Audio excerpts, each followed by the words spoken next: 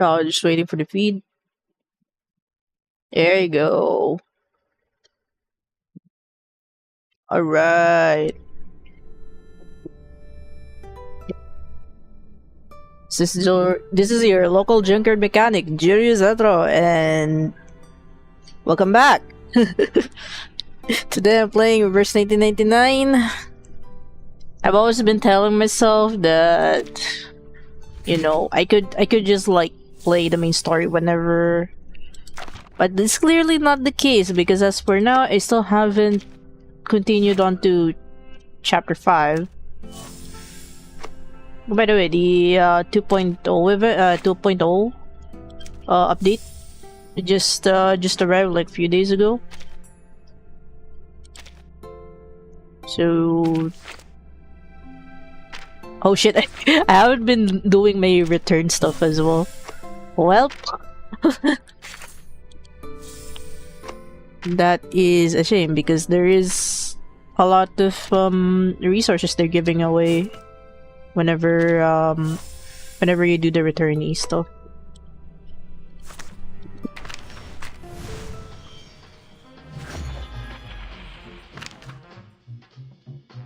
Of a bunch. Oh, that's Kanjira. Okay. So just gonna go straight there. Yep, you see, prisoner in the cave isn't isn't touched. Like, look at that. How many we have? Chapter 5, 6, and 7, right?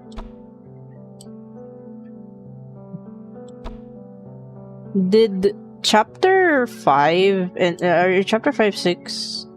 I don't remember these two like released together. Or am I wrong? Or is it like chapter 5 and then yeah, it says chapter 6 in the other like the other section. So I have a feeling there's probably like part 1 and part 2 inside. Okay then. So yeah, I'll be reading narrations as usual.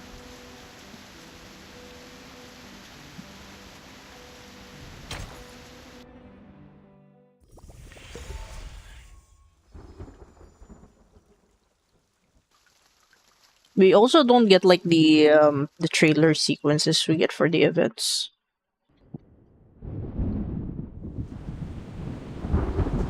Hold tight!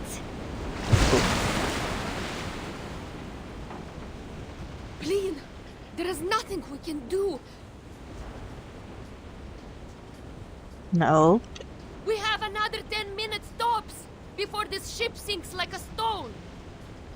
60% of the left cabin has been flooded, as well as 75% of the right cabin. Oh shit, that is pretty terrible now you think about it. The ship cannot survive such a ferocious storm. Timekeeper, we should get ready for evacuation. Literally abandoned ship right now. Prepare the teleport soft disk. Wait, what are you talking about? Are we going to abandon the ship? Regulus, I think this ship is... I don't know if you have like any bright ideas to save both the ship and its passengers, but you know.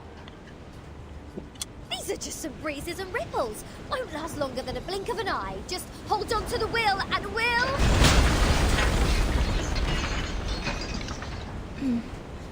That sounds like the turbine just cracked.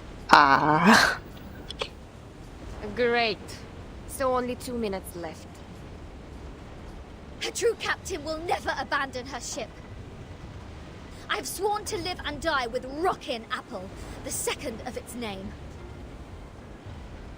Then why is it the second?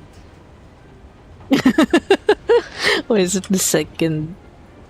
Yeah, is it because that your first like Rockin' Apple ship is already sunk? Well, not really sunk. It's more like, oh well, yeah, it actually sunk on like the first chapter, right? Or prologue. From behind her sunglasses, Regulus's gaze drifts into the distance. Damn it. Sotheby just bought us this ship. Well, I racked my brains to think of all the assurances I could give to get that governess off my back. uh-huh. I think it's better for us to embrace the fact that all things would come to an end, Captain. Very wise words. Sometimes, deserting is to leave for another battlefield. Hey, Miss Radio. The rain washes the radio shell. The flower on top, which was once well cared for, now droops with weariness. Regulus stares at the flower blankly, then her eyes widen as she suddenly realizes something.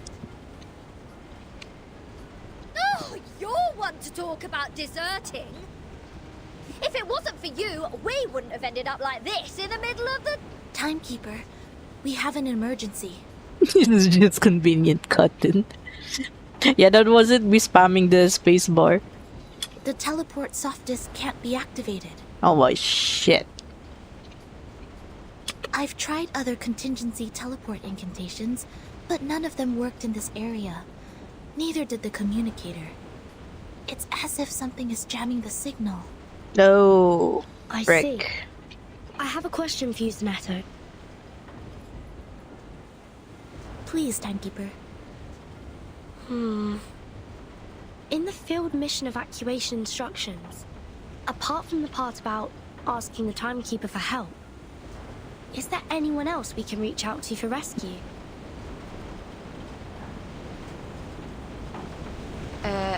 Seriously, Vertian.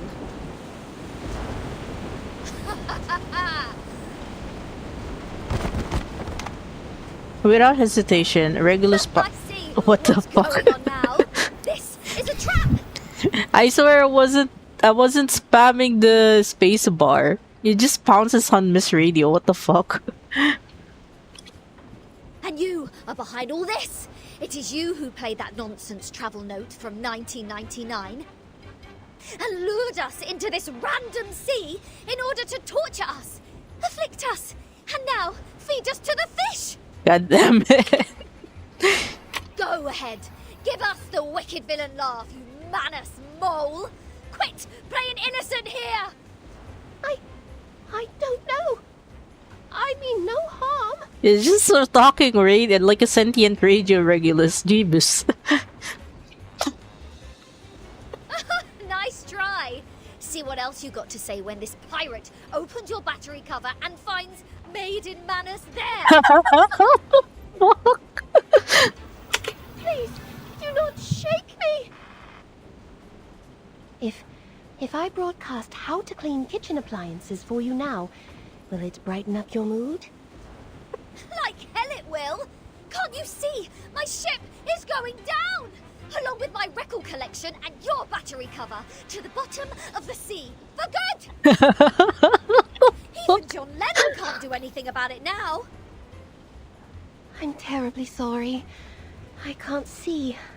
I could only touch, hear, and imagine. Oh. What's going on? How about this program? Okay, there you Lesson go. 101. My The space bar was express stuck. route to heaven one shouldn't miss.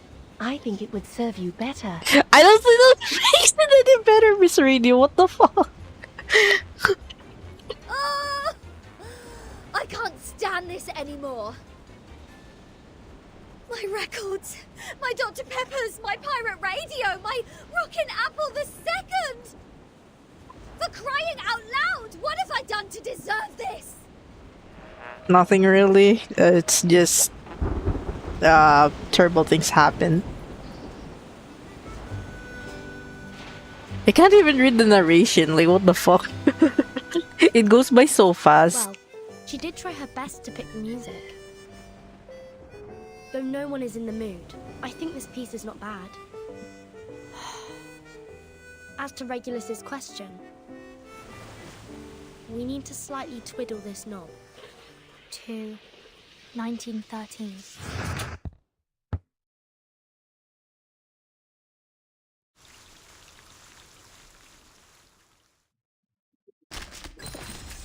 That is quite a chapter 0 there. I mean, not chapter 0, like episode 0.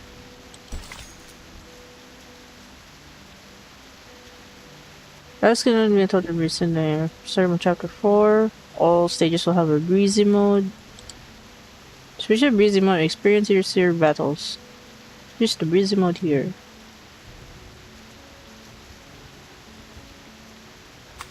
So basically they made like an easier mode for like I said, because supposedly story difficulty is supposedly like the easiest for like main story. It's just meant to like, you know, it's not too hard to like, you know, clear the stage or anything. Yeah, damn, they even have to make an even easier mode. Oh, there's still also rewards if I do clear it though.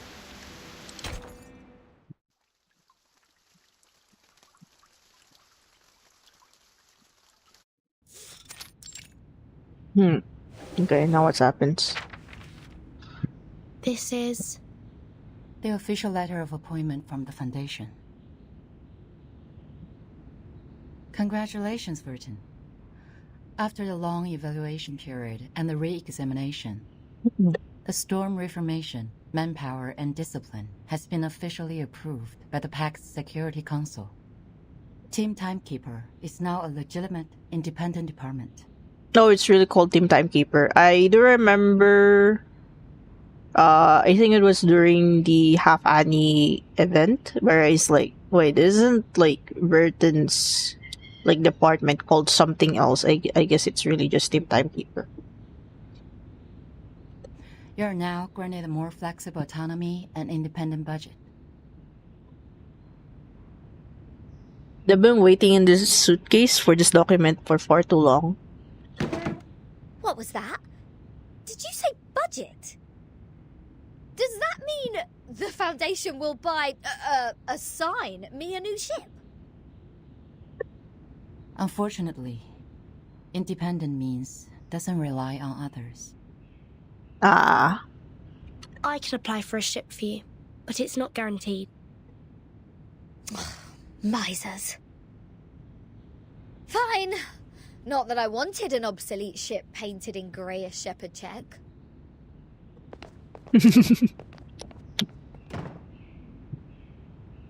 Regulus mumbles and walks away. She has entirely lost interest in this conversation. However, the price of passing that bill is to let the Foundation keep its authority to discipline unregistered arcanists. The arcanists who have been and will be assigned to Timekeeper's team will be put through a risk assessment procedure carried out by the Foundation. Those who are in lower risk categories only need to receive primary artificial subnebulism training, while the high-risk ones will go to the School of Discipline. But I will make sure they will be registered as members of Team Timekeeper when they enroll. I see. I have only one question. Are you still our point of contact for the Foundation, Madam Z? Yes, of course. Then I have no further questions. A smile breaks on Madame Z's lip. Meanwhile, Team Timekeeper can apply for secondment from the Foundation, Laplace, and Zeno if necessary. You can check this file for more details. Miss Z hands over a supplemental clause of considerable thickness. Fortunately, there are other things in more dire need of being checked for now.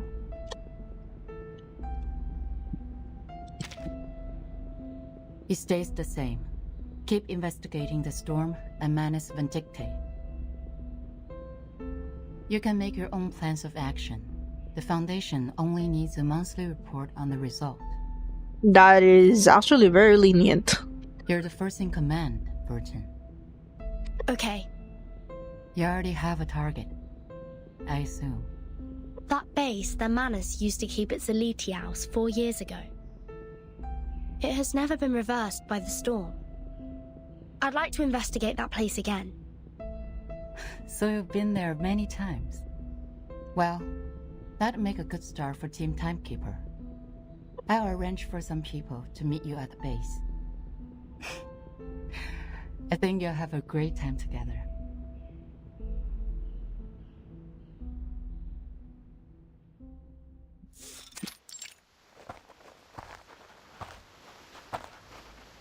The fog is thick here. The mist hangs heavy in the valley, and the temperature is somewhat uncomfortable for those accustomed to the suitcase. It used to be the nest of a House, a kind of creature resting in valleys with abundant water resources. What's more, it's winter now. The leaves are indeed covered with a thin skin of frost. Regulus clicks her tongue. What was that? Regulus clicks her tongue and eyes the fog-shrouded gate of Zeno. So, why do I have to be the errand girl? The Foundation wasn't even planning to give me a ship. You gotta work for it, I guess. Miss Zetto is going through the procedures in the headquarters to transfer herself to Team Timekeeper. Mastruvis and Sotheby are on a break, for they have spent much time and energy clearing the woods and repairing the Foundation square. Miss Lilia has been given an administrative penalty because she broke into the rehabilitation center not long ago.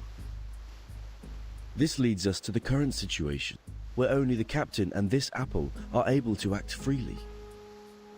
Yeah, it's like no shit. A bunch of us in the department are troublemakers, probably in Foundation side. What? So in the end, was I, the renowned rocking pirate, the only one who didn't cause any damage to the Foundation buildings? Yeah. Ugh! I have never felt so humiliated in my life! You're not planning on destroying this place now, are you, Regulus? No. Huh? Hey, see who's here? Lilia and a stranger. Oh. Next to the rusty iron door, Lilia squats on her hunkers, looking extremely bored. What took you so long? Fell into a gutter?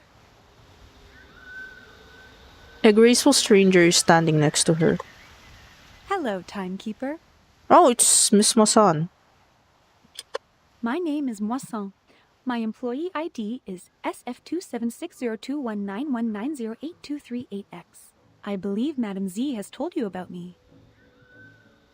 I am now an official member of your team. Miss Mawson, welcome to the team. Madame Z said you're an excellent tutor in Arcanum. She's too kind to say so. In fact, I have a lot to learn from you. Also, thank you for taking good care of Miss Sotheby. Hold on, you know Sotheby? According to Madame Z, Miss Morzan used to be Sotheby's private teacher. Oh. It is a long story. Let Miss Lilia give us an introduction to the base first. As the field operator, she knows this place better.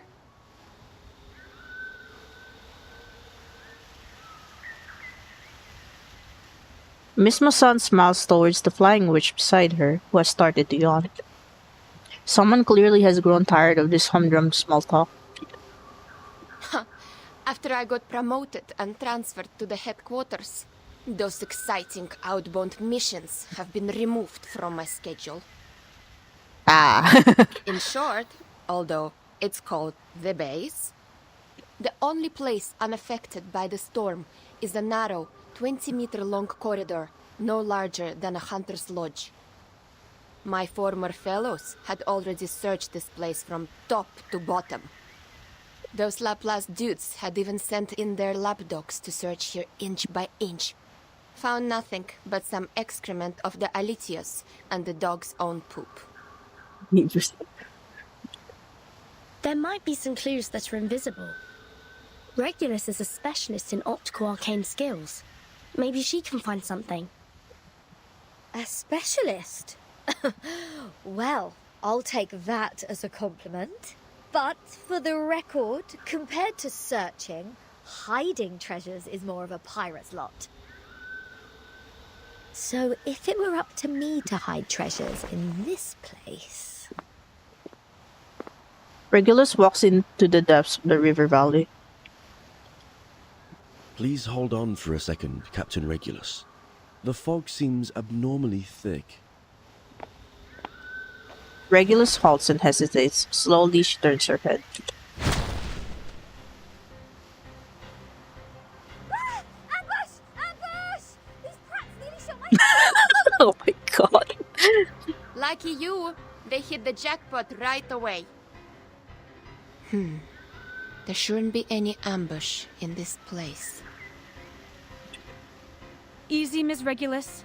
Please carefully retreat to my side. Ms. Timekeeper, please cover us.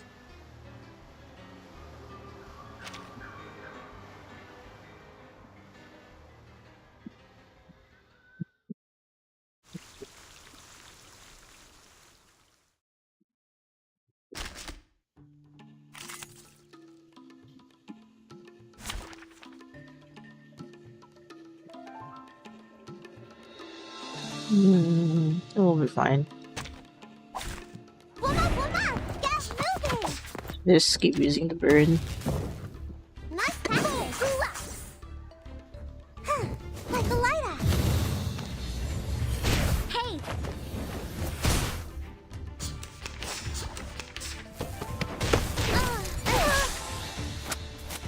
Where are your manners? Fantastic! Hey, Oz! That hurts, huh?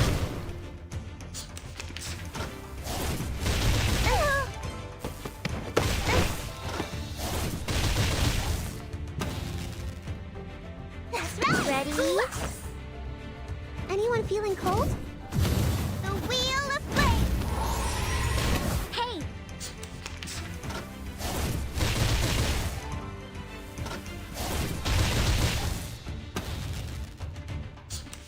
This is Eagle. Nice target found. Lord, take the offensive. Hey! Using troops.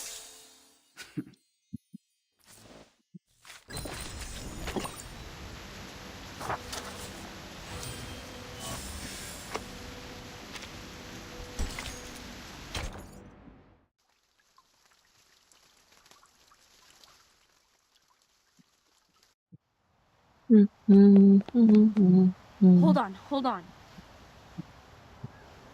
It was a misunderstanding, Timekeeper. We attacked to defend ourselves. We are not the enemy. The looming figures from the other side of the fog have their hands high in the air. We are the investigators from the Foundation. These are our IDs. Miss Mason carefully takes their IDs and nods her head. The base has been deserted long ago, right? What's the purpose of the investigation now? The outside world has been reversed to 1913. We are here to collect the lost scientific devices from the 1970s. Science and technologies are regressing rapidly due to the storm. Those old devices, which used to be outdated, have become valuable to us.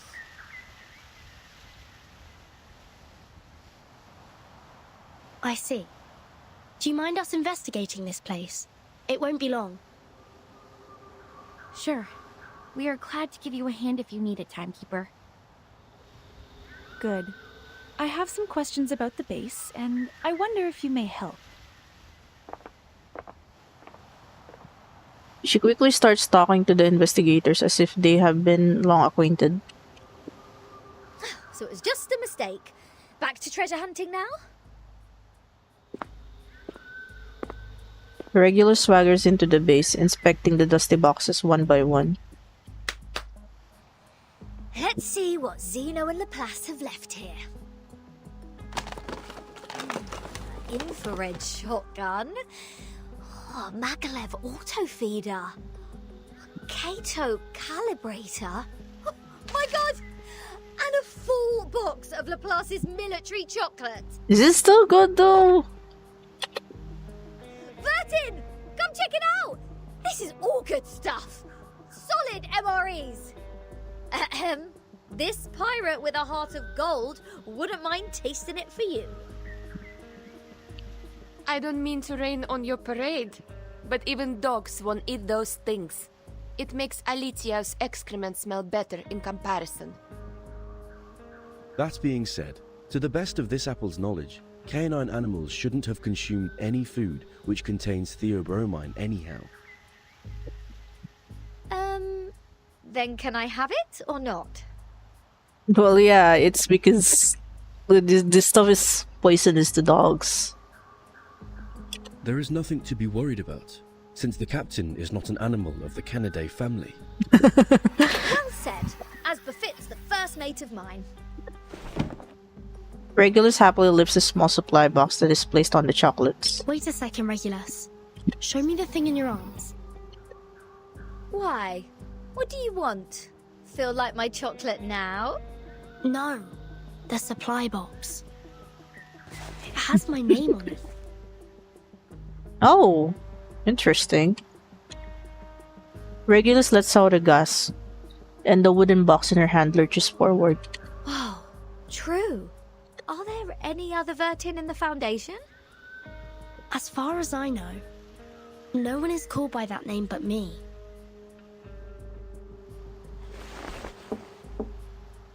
Lilia squints her eyes and knocks on the solid edge of the box.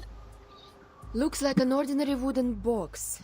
But these ordinary boxes are always the most dangerous. Not far away from them, Miss Masan is still talking to the investigators and hasn't noticed what's happening here. So, turns out we did find something useful in this treasure hunt.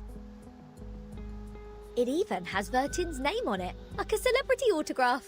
A treasure indeed. Regulus, wait, don't... No one can stop a pirate from opening her fresh trophy! God damn it, Regulus.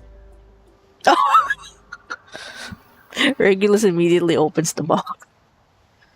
Her first glimpse is of a blue flower that stands out in the surroundings. Then she hears a bizarre static noise. That's where Miss Radio is from. News of the day. The Outcasts held the 11,231st Pep Rally in the Mammoth Cave, Kentucky. They eventually unanimously passed the principle of dozing in spring, relaxing in summer, slacking off in autumn, and hibernating in winter. Practical Modern Incantations has now been reissued for the 77th time. We are now at the end of the 20th century. This book still remains the #1 book on the list of most regretful purchase on Classic Score by The New Yorker. The fuck? Biographer Erd has recently published her latest travel notes, Roaming in a Peyron, which has started a new round of praise for traveling in the Aegean Sea region. The chief editor of The Voice of the Millennium strongly recommends this book, praising it to be the literary reproduction of the romantic, elegant, and classical dreams, a glimpse at the golden era. Among them, criticisms abound. The Babylonian Review issued a warning that the author's observation of the Apollo star was fatally inaccurate. Self-driving tourists can easily get lost in the Gorgon Current backwash if they do not correct their direction by 3.14 degrees on the Ford Sextant Model T. Actually, hold up.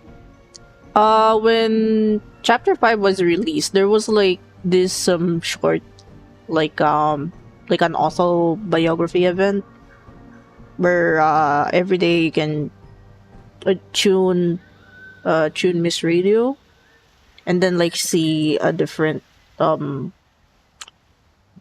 newspaper clippings, I guess, or like, you know, different newspaper entries rather. So I guess this is probably the context of it. Time for late night news. What? End of the 20th century? Voice of the Millennium? Is this radio broadcasting news in 1999?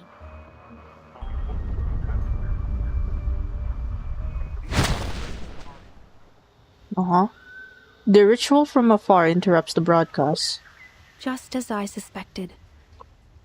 She puts away her usual smile, the glowing light of a spell gathering at her fingertips. Since Timekeeper hasn't reported the time of this era to the Foundation, you two, as the Foundation's investigators, Shouldn't have known what year this is. In front of her, the fog parts, revealing two familiar figures. Oh, they're from Manus. In such pouring rain, time is the best proof of identity. Huh, I get it. Not a bad plot. Miss Morzon, watch your six. Let us help you.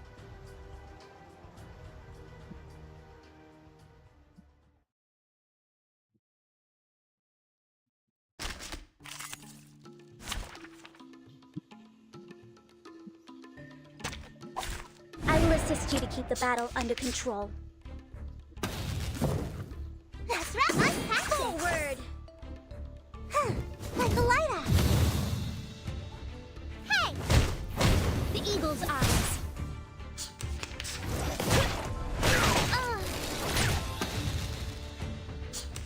That's right. Ready? Anyone feeling cold? That hurts, huh? A shower of sparks! What are your manners?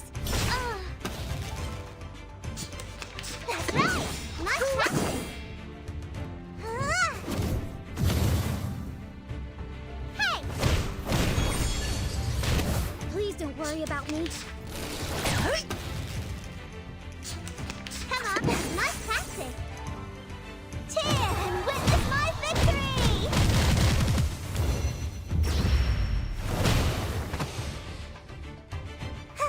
Like a lighter.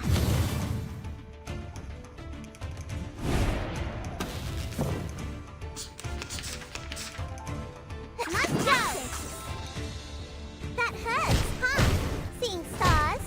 Oh yeah!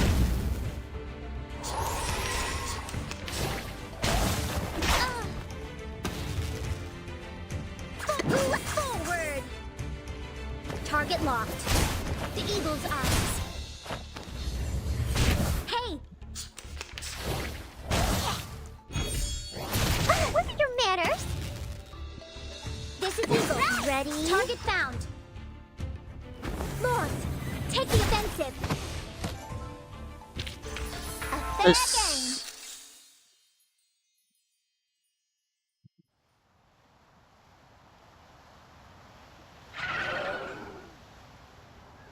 When the fog is cleared, the enemies are gone. There's nothing else to be seen in the valley except for the supply boxes scattered on the ground. Didn't expect them to be clever enough to disguise themselves as a Foundation's investigators. They sure have learned a thing or two. The era of 1929 only lasted for 2 days. The frequent change of time muddles work and responsibilities in the Foundation, which in turn caused some chaos within it. Luckily, Miss Morzon noticed the signs of it at the beginning. Timekeeper, please take a look at this box. I'm afraid this is what they came here for. Oh.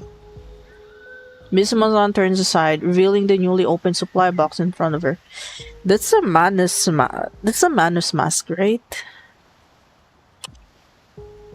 Unlike the long-abandoned Laplace instruments, it is not yet soaked by the rain and mist here. This is the Manus mask that used to stay immune to the storm. Why is it there? Hello?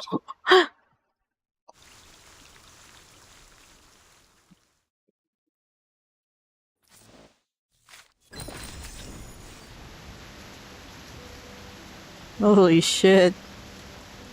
Does that mean there's like some moles in the Foundation?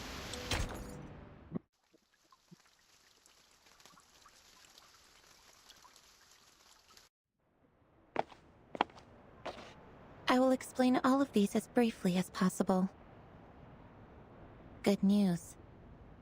The analysis report on the mask you submitted to the Scientific Computing Center is now available, Timekeeper. We found the same component in it as the raindrop from the storm. This is a component named asymmetrical nuclide R by the Scientific Computing Center. Its name comes from the bifurcation structure it presents under the Arcanum imaging. The Scientific Computing Center has also run some tests on the samples of the raindrops you previously submitted. After removing all water, mud, human hair, and dandruff within, the remaining unanalyzable component is what we called asymmetrical nuclide R. What a familiar name. Yes, as an expedient, she borrowed the first half of it to make up the answer to the 3 questions. Mesmer Jr. doesn't pay attention to her murmuring. But it disappeared right away, and we only have a photo of it. Can't contain the we material. extracted the staple form of it from the Manus mask. It might be the key to staying immune to the storm. Does that mean it'll be possible for the Scientific Computing Center to develop protective gears which are immune to the storm? Like the Manus does? Seems to be so. A credit to you. The whole center is crazy about it, and I am responsible for passing along the good news on behalf of my fatigued colleagues, who stayed up all night and suffered from neurasthenia. Oh my god. Mesmer passes them a heavy letter box. We need more samples. This is a sampling device for asymmetrical nuclide R. It's the one and only. The manual is in the interlayer. I'll be careful. Thank you, Mesmer. Don't be. I'm just delivering this for someone else. This is the first time she has seen her since waking up. How do you feel now? I'm sorry about what happened in the rehab center. I'm good. It just helped me further verify some factual information about Arcanists. It's just... I thought you weren't one of them, Vertin. Oh. Mesmer adjusts her cufflinks and quickly walks away. At the same time, the first assistant rushes from the other side of the corridor. I just heard some spirit-lifting news at the hall. Phenomenal achievement, Timekeeper. Sonata's face brightens with sheer delight. She has changed back into her familiar attire. It's a tremendous breakthrough in our fight with Manus Vindictae. Everyone at the headquarters is cheering. Although, I don't know what this component really is. Is it a kind of ritual? Or a unique substance?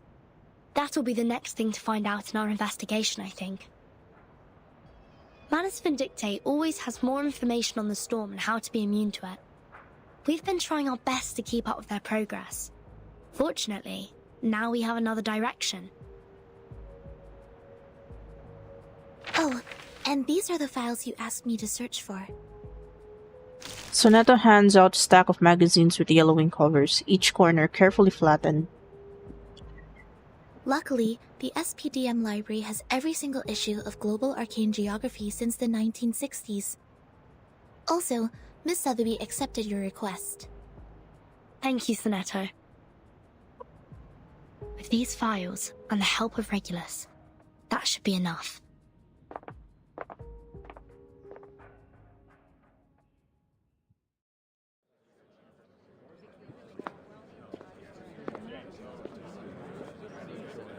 The figures of the big names are moving between piles of paperwork. And someone is in big trouble. Ha ha! Yeah, go on. What else do you get except for playing dumb, you cunning flower-headed tin box? Speak! Tell us what you know! Like, what were you doing in the Elitiao's base? In what way are you associated with Manus Vindictae? And who put you in that box which has Vertin's name on it? I have no idea. Are you interrogating a sentient radio? Jeez. The rockin' pirate advances while her hostage slowly retreats. Till she knocks into someone more callous. And those ridiculous radio programs, end of the 20th century, voice of the millennium and roaming in a pyren. Don't waste our time. Otherwise, we have no choice but bathe you with this bottle of vodka. Jeez, do you really mean that? Anything less cruel? It was like regularly like, oh, even I wouldn't go that far. Formalin, of course. I never waste my drinks. Yeah, that's more like it. The kidnapper smiled grimly. But I really don't know anything. I'm just the receiver of signals. Please believe me. When I woke up, I was already in that box. This interrogation won't get us anywhere. Laplace didn't detect any unusual arcane marks on her. But she was there with those Manus pawns in that base. Say anything you want, she will still be a solid suspect. Yes, I understand what you mean. But for now, the evidence can't support our speculation. A field trip may be helpful, I guess. What's your plan? Will you come with me? I've informed Madame Z. This will be the first official field mission of our team. Sotheby and Druvis are still on leave. They will not take part in this action, while Miss Morzon will stay put in the Foundation's headquarters as our contact. Wait, a field mission? Didn't we just come back from that Elitial base? Besides, where is this field? The Apollo star we just heard about means the sun. The Ford Sextant Model T is an arcane device produced in the early 19th century. The Scientific Computing Center has one of those as a part of their collection. The Gorgon current is mostly created in the Aegean Sea, near the Balkan Peninsula. I remembered an Arcanum magazine in the 1970s had a detailed article about this and introduced the circulating current. I read it in the periodical room in SPDM. The current will be flowing backwards every time the Earth is at aphelion and perihelion. This is also known as the current reversal, which is on the 3rd day of January and July this year. And the time in the outside world is...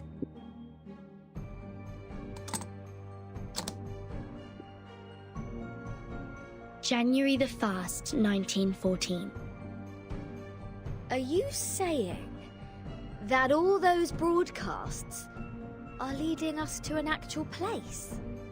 Oh, why? I thought we'd have a nice break after this. Regulus, you've been longing for a ship, haven't you? Is this how I get her to like What be if cooperative? I tell you that I've got you one? Oh, jeez. Now, hold on a second. Come to think of it, it wasn't the flower-headed radio thingy who tricked me into the Aegean Sea. It was Verdin. Oh my god. Let's. This is enough. Wait, Lilia! Are you sure about taking off in such stormy weather? This isn't a normal storm. Something is attacking us from the ocean. I need to pull it out. You guys go study that whatever instruction right now.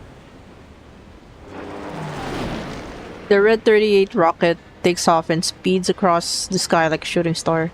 Haha, I finally got you. Damn bastard. It's my turn.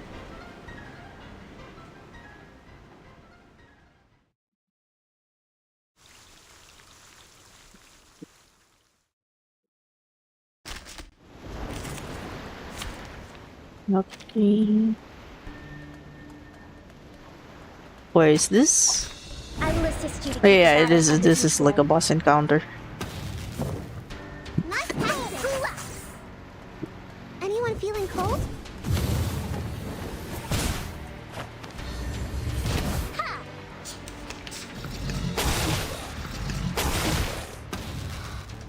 Hang in there. Ready? Fantastic. That hurts, huh? The wheel of fate seems stars. That's right. Forward.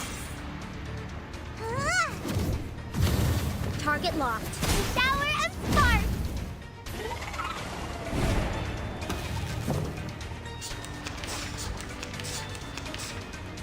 Not ready. Hey, Yeah! Target locked.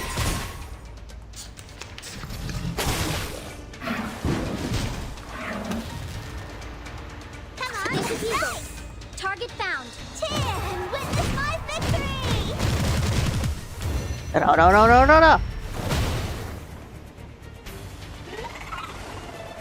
Lost. Take the offensive. Did I meet your expectations?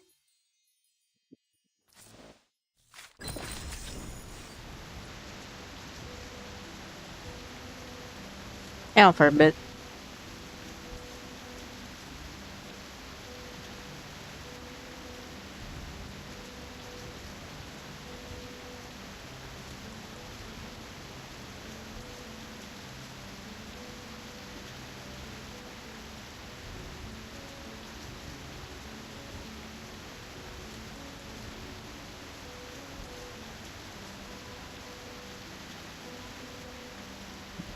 Okay.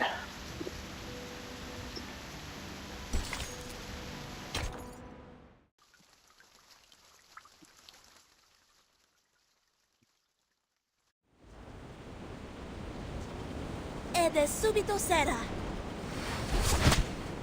A glow cuts through the air. The mainsail halyard breaks in a snap. Well done, Zetto. Now cut the other halyard. We need to reduce the angle of attack and depower the ship.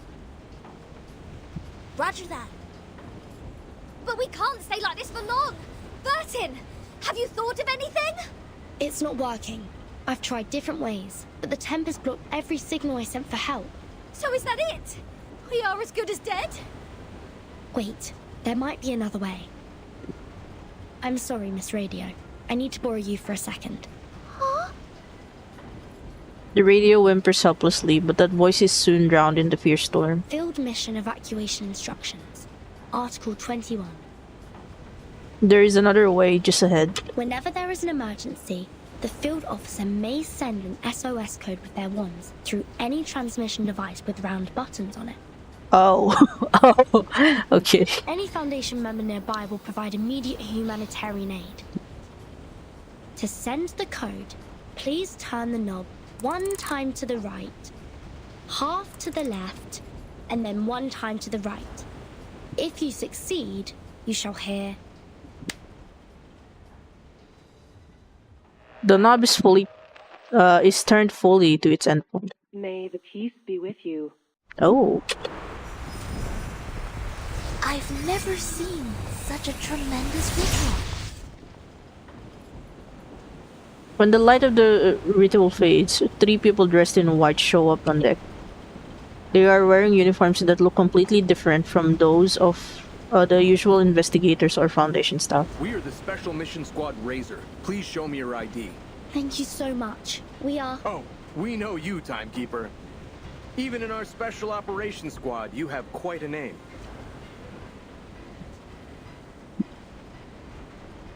It seems you're in big trouble, huh? I mean, no shit, dude. We were under attack by a giant sea monster when sailing in the Gorgon Current. Please help us ashore safely. Right down to business. Good, good. I like a straightforward person. All right, William, Todd, better get a move on.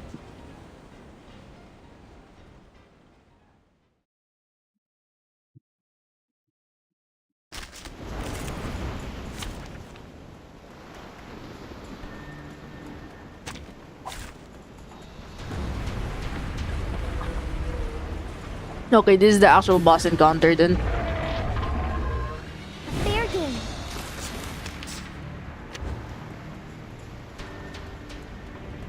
Ooh, okay. So negative status affliction doesn't work here.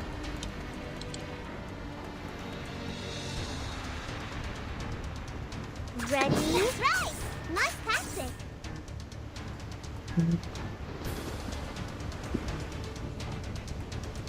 Forward. A blade. Like a lighthouse. Seeing stars. Hey.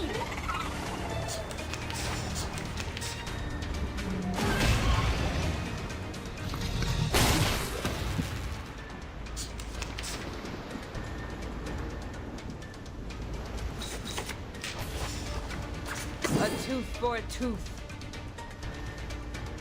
That's right! Noble or lowly, sin shall That be hurts, punished. huh? The eagle's eyes.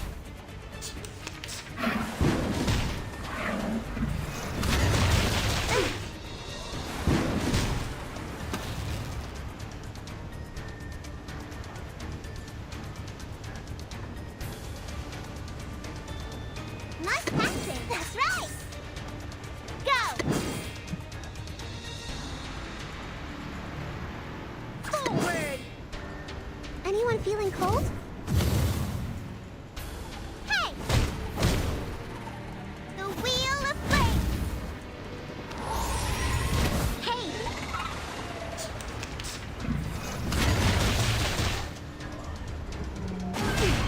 Hey. Oof.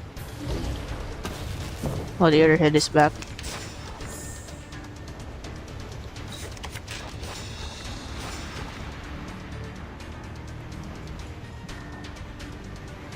An eye for an Come eye. on. This is the one punch. Target locked. Tin, witness my victory!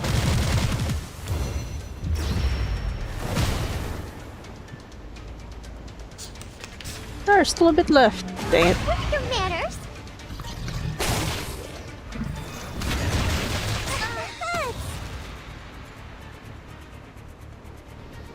A tooth for a tooth. Ready? Off thou This goest. is Eagle. Target found. The law is above all else. Fireworks!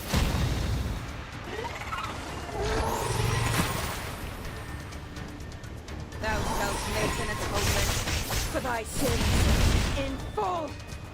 Lord, take the offensive. Okay, I'll target this.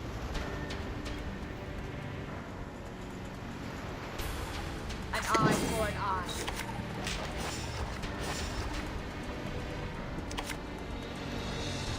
Forward. That's right. Pay for thy sins with thy blood. Please don't worry about me.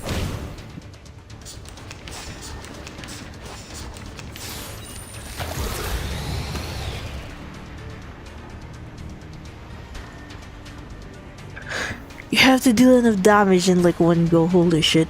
So much for warm-ups. Go! A tooth for a tooth. Ready? Feel it. Feel the beating of your heart. A blade. Pay for thy sins with thy blood.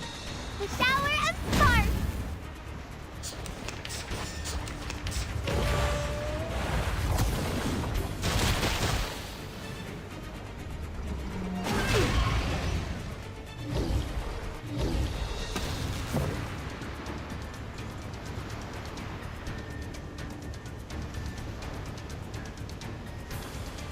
An eye for an eye. Nice practice.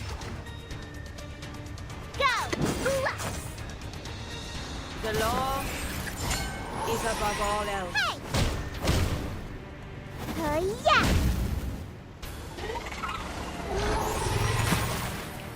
There you go. Target locked.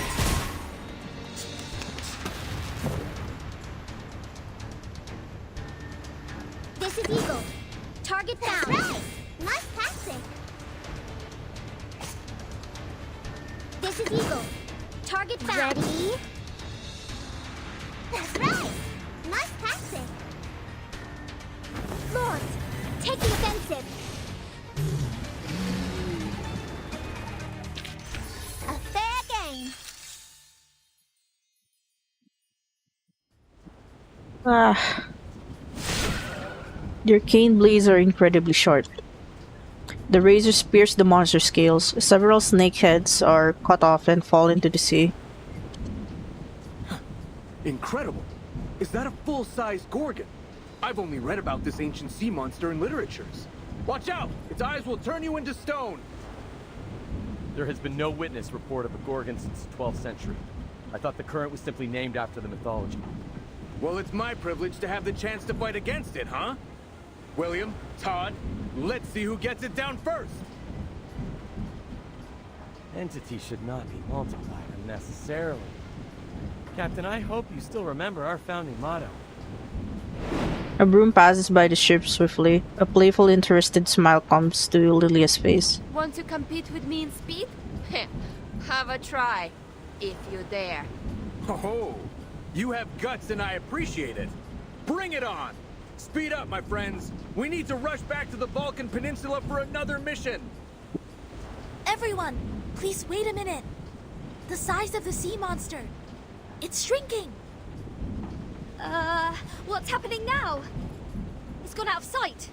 Oh, I have a bad feeling about this.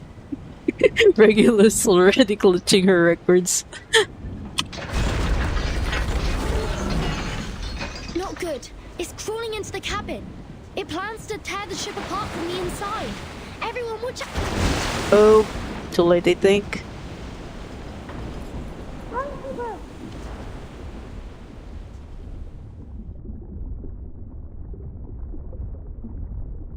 Before passing out, the only thing we can hear is the screaming and the hands reaching out.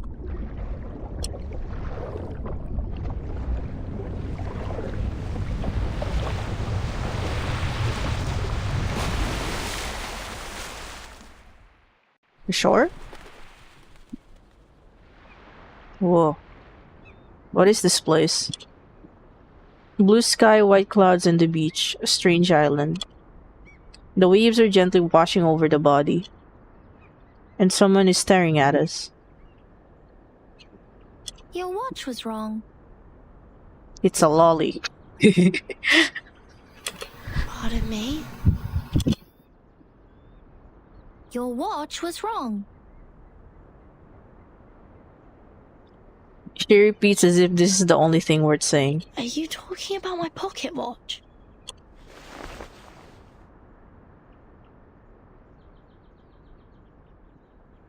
The numbers are now entirely different from the previous display. Your watch was losing time, so I fixed it for you. I don't understand. Do you mean this is the right time? Yeah.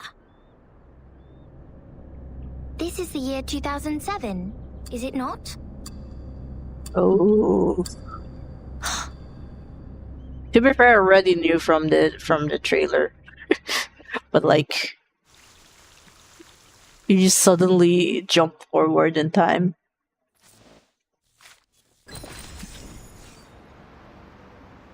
Okay, I'll do a break here. I just need to go to the bathroom real quick. Okay, testing audio before I stand up. Okay, it should be good, right? Okay. Switching scene in 3, 2, 1.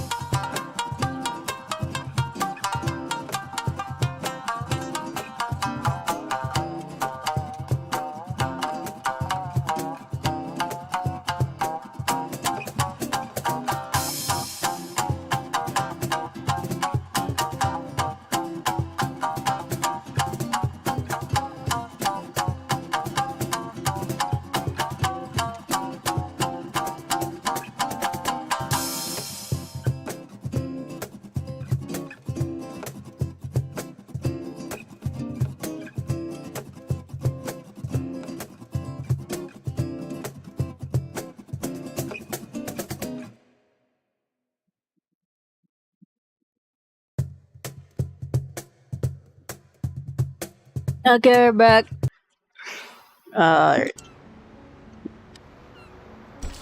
So what happens now?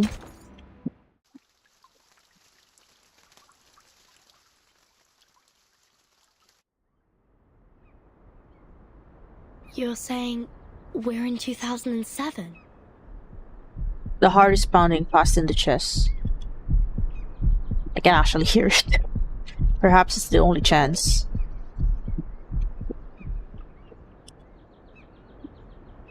She nods her head. Do you know the storm? Is that how you call it? We call it the emanation. Oh. The tide of Numa is pouring down from above and converging. It would raise as a tsunami and break the world of matters where darkness abounds. I don't understand. She tilts her head and seems equally confused. This shouldn't be hard for you to understand. You are also a real number. Oh, Verdun is a number? I am 37. What's your number? I'm Vertin. No. I'm asking your number. Okay, that actually sounds funny out of context. The scripture says only the people who are still in search of their essences would identify themselves by a combination of meaningless phonetic symbols. Which are like letters, aka names. Well, so you don't know your number yet? Just like Sophia. None of our words make any sense. But this is not the most urgent matter. Only one needs to worry about.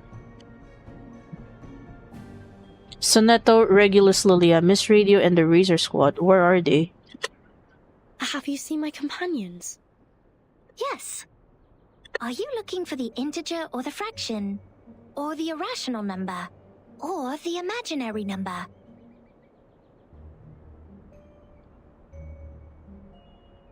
Yeah, I'm actually. Can I actually guess like who they are? Because I think imaginary number is Regulus. I'm not sure. Integer's problems on that though. Is it rational like Lilia?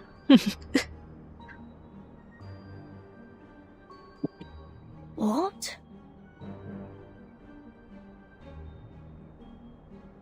Integers are the living example of virtues. Fractions can be understood through specific means. Irrational numbers are the free spirits, while imaginary numbers are the existence which doesn't belong to this dimension of the number axis. I think I'm kind of like too. Like I'm correct. For two of them, I think I probably like mixed up some of them. Which one are you looking for? Because hold on. Let's go back to the log. Zetto, Regulus, Lilia, Miss Radio, and the Razor Squad. So if we think a Razor Squad is like not part of it. Oh wait, Imaginary might be Miss Radio?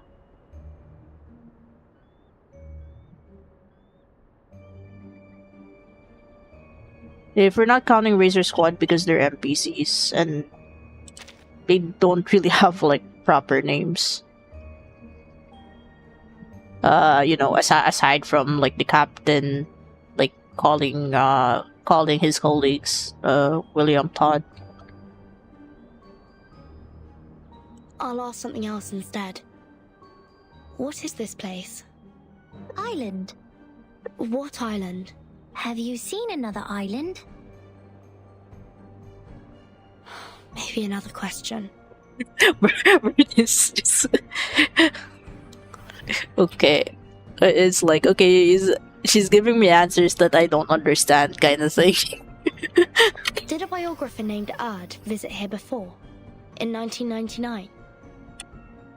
That takes her a while to think about. 1999. Oh, 1999. 1999 is a lovely, centered triangular number. But I believe this number has been abused in the Doomsday stories. I mean, people are too invested in its meaning. In fact, 1999 is nothing special compared to 1991 and 1993. However, 999 is a brilliant number.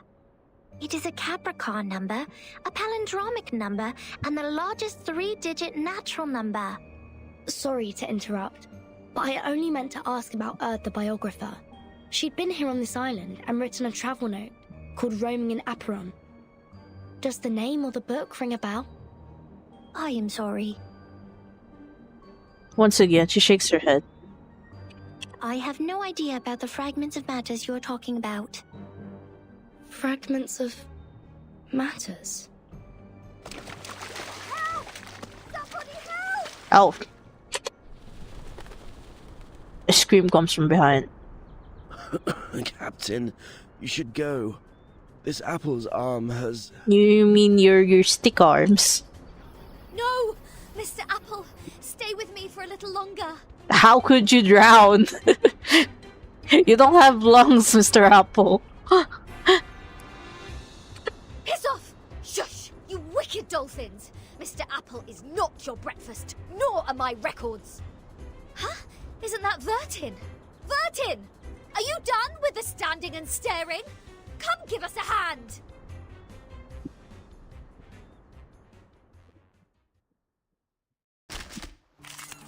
Oh, we're fighting dolphins now?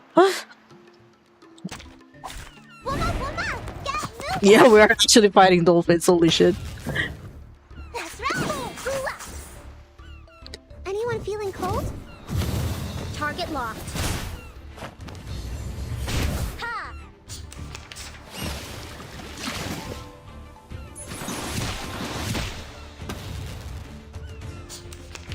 That's right! Seeing stars, the wheel of fate!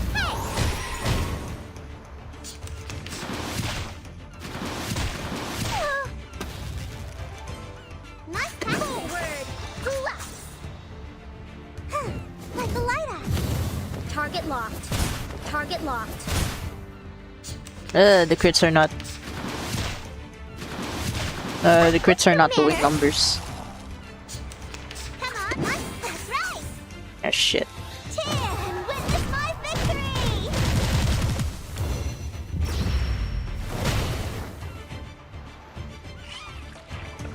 That hurts, huh? Seeing stars?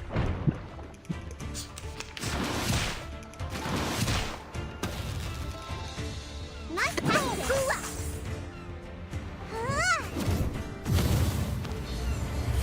Hey, target locked.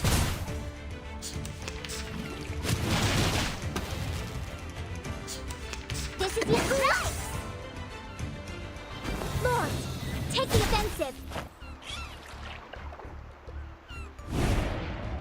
No. I wasn't aware. Target locked. That hurts, huh?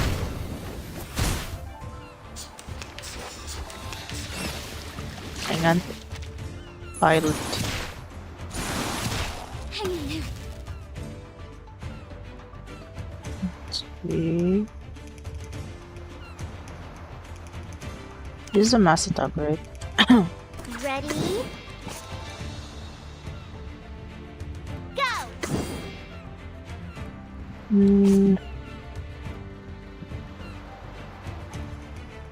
Ready? That's right! Come on, this is the one punch! Very well. Anyone feeling cold? Cheer and witness my victory!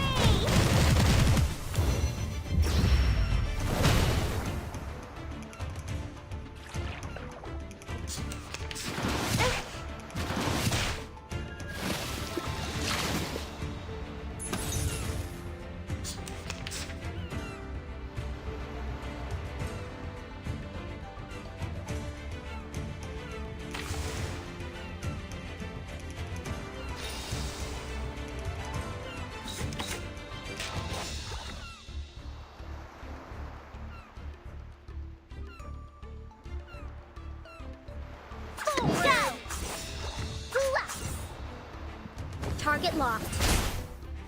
Yeah! Hey!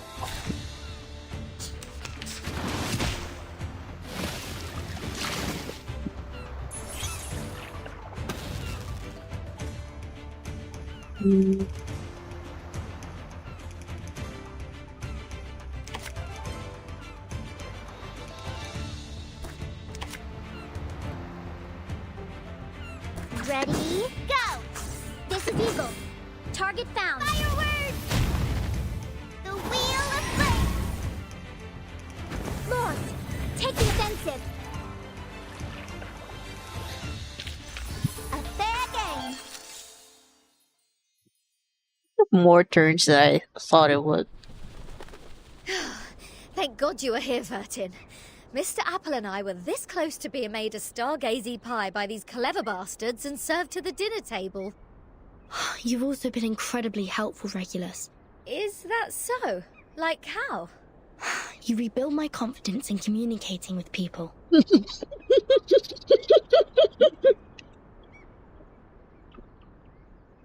I never burp. I think if I was in Burton's position, I would probably lost my mind too. It's like trying to talk. It's like, am I the one speaking in speaking in tongues or like nonsensical languages? Oh jeez. Zetto and the others. No, I woke up on a dolphin's back. Hey, a free ride. Thought they had saved my life at first and was quite grateful to them, but the next moment they just started all the beating and biting. Oh yeah. You don't wanna look up what's dolphin's nature in real life, so They think you are an irrational number. That's why they bit you. Whoa! This little lady made me jump. Vertin, who is this long-haired stranger? a familiar voice calls from the distance. Timekeeper. Thank goodness you are all safe and sound. They're just missing Lilia and Miss Radio. Lilia's on her way. Now we only need to find the captain and his team members. Next to her stands several strangers in white garments. Zetto. These people are... They are the Apuron believers. They lent us a helping hand after the ship went down. Oh. The rope figures stand unspeaking and motionless, until one steps forward to break the silence. Not at all. An integer is under an obligation to help his kind. Miss Zetto, have you found your friends? Yes. Only the members of the Razor Squad are still missing. They also belong to the St. Pavlov Foundation like we do. Imaginary numbers are not of our concern. Wait. Oh my god, imaginary numbers are the Razor Squad? They really told about these guys are NPCs, don't care about them. Jeez. Imaginary numbers? You should not linger here if you have already found your lost friends. We will provide a boat for you to leave. Our school of thought does not accommodate uninvited guests. Wait! We have something to... What if we know about the emanation? The man halts. We are the investigators from St. Pavlov Foundation. We are glad to share the information about the storm, or the emanation. Please grant us entry to this island so that we can share them. Timekeeper? I'll explain to you later. Trust me. Please, Zetto. The white robes whisper to each other. Come this way. We will talk. However, only integers and fractions are welcomed here. The man puts out a finger directly pointing at Regulus. Yep. No irrational number is allowed on this island. Throw her into the sea. Oh, what the... Whoa. She's with us, though. Now, hold on a second. I said pull! Oh my god.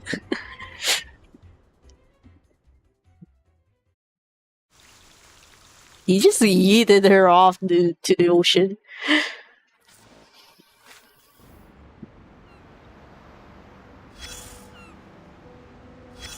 Okay.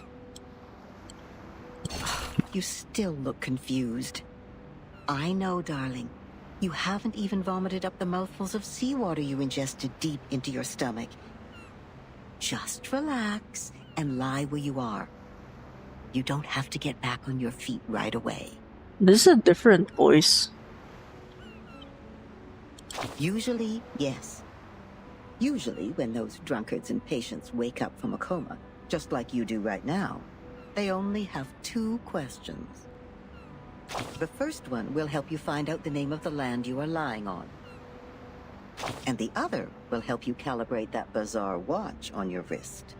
All right, now it's finally the right time to make things clear. Open your mouth and throw up whatever you have. Seawater, questions, just get them all out. Right here. Yeah, where's the guy that used to talk to me? Where's the dude with like the deep voice? Oh, darling, why not let it be? You're all on your own now. Don't ask for more when you already have someone to talk to, even if I'm only nagging most of the time. Okay. We gotta let the past be the past. Like how we deal with old newspapers. Because all I speak is one simple fact after another. Anyways, we will keep each other company for quite a while. Ah, finally a question about yourself. In front of you is a boundless sea. All you can see, besides the beach you are lying on, is water, water, and water. A cry for help will be drowned out by the waves. And even the strongest legs are tied to the ground here, and cannot break free. See? There's no way to leave, but it's a good opportunity to have an island tour. The locals have good manners, so I think you can ask them to show you around. That's at least better than just goofing off. Not even you can avoid asking this question. But a kind-hearted soul already told you that time is moving forward as it used to be, step by step. So the time is... the year 2007. Yes. Time is back on the right track, going where it's supposed to be. Raindrops literally drop again, and no one goes back to the past anymore. Well, some miss the good old days, though. Oh, you still doubt it, don't you? I can see it in your eyes. Don't get me wrong, I'm on your side. After all the hard times I've experienced, if anyone told me that my life was just a boring dream, one neither good nor bad, I would throw a shoe at them. I can tell you are being burned by anxiety. But to find the time you want, we need to comb through the situation. Like how you do with your hair. Time is like a soccer tort, and now it has been divided into many pieces. On the largest piece stands the white chocolate card. Yes, the last good days of the 20th century. The gentlemen are still growing handlebar mustaches. What the fuck? The ladies have not yet flattened the curves on their bodies. New money buys one art piece after another to show off their good taste. They don't even mind turning their homes into museums. A cafe named San Marco officially opens, gathering the most outstanding intellectuals and writers of the time. They talk and laugh there as if nothing could stand in their way. Then the cafe receives a neurologist whose briefcase carries the interpretation of dreams. And celluloid film and projectors become a new means of expression for artists. At this point, helmets remain intact in the warehouse. Gauze only works in hospitals. Bullets only fly in the firing range, and the flame that swallows lives is not even lit. But soon enough, the young people who swore to retrieve their homeland will take up daggers and guns to fulfill their oath. Buildings will shake like a leaf, and rocks will fall off and hit the walls. Screams will try to break free from people's throats. And at that moment, a clip will be loaded secretly in the name of supreme honor. Oh dear. The golden age is about to end. A vortex of blood is already swirling in the river of time, waiting to devour everything that passes by. When that actually happens, all the beautiful curves derived from nature, the B-shaped brooches, the punch, the eiderdown duvets, everything will be destroyed, leaving only an insurance contract behind. And it doesn't even work. Even this cafe will be smashed into concrete pieces. See? We have combed the hair now. Everything I just talked about is the time you want. You wouldn't buy the nonsense about the fairness of time when you reach my age. It actually feels different between those who keep their eyes shut and those who keep theirs open. Likewise, those who kill never share the same feeling with those who are killed. This is also true between those who have enough food to eat and those who are starving. I mean, yeah, I actually agree with that. All right, that's it. I've talked enough. Now get up, darling, and brush the sand off yourself. Trust me, you will find your own answer to this era. Thanks, Grandma. Okay, this is the whole transcript. Alright. More dolphins. Wait, it's just 37? Okay. Who ate beans?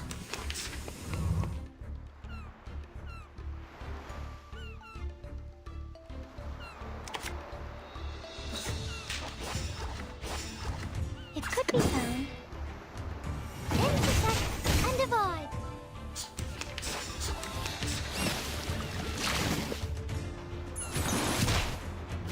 That's troublesome. Even that, the final demonstration. Are you irrational numbers? Welcome to the world of numbers. I'm pretty sure this is a buff, right?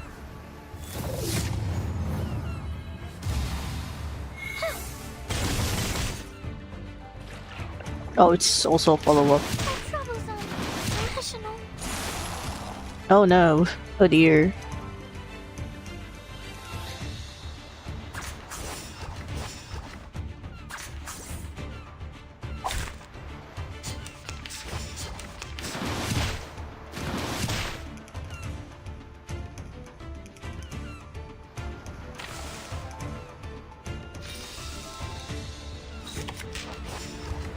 The final demonstration. A perfect argument. Welcome to the world of numbers.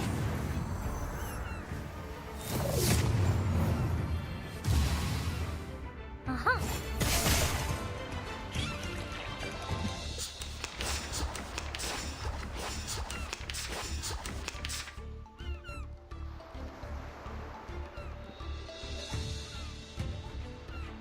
The final demonstration. A perfect argument. Welcome to the world of numbers.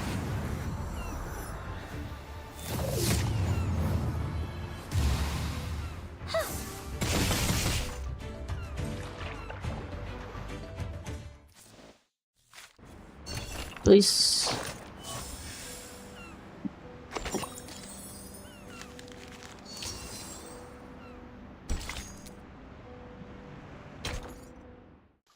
Oh, is it Lilia?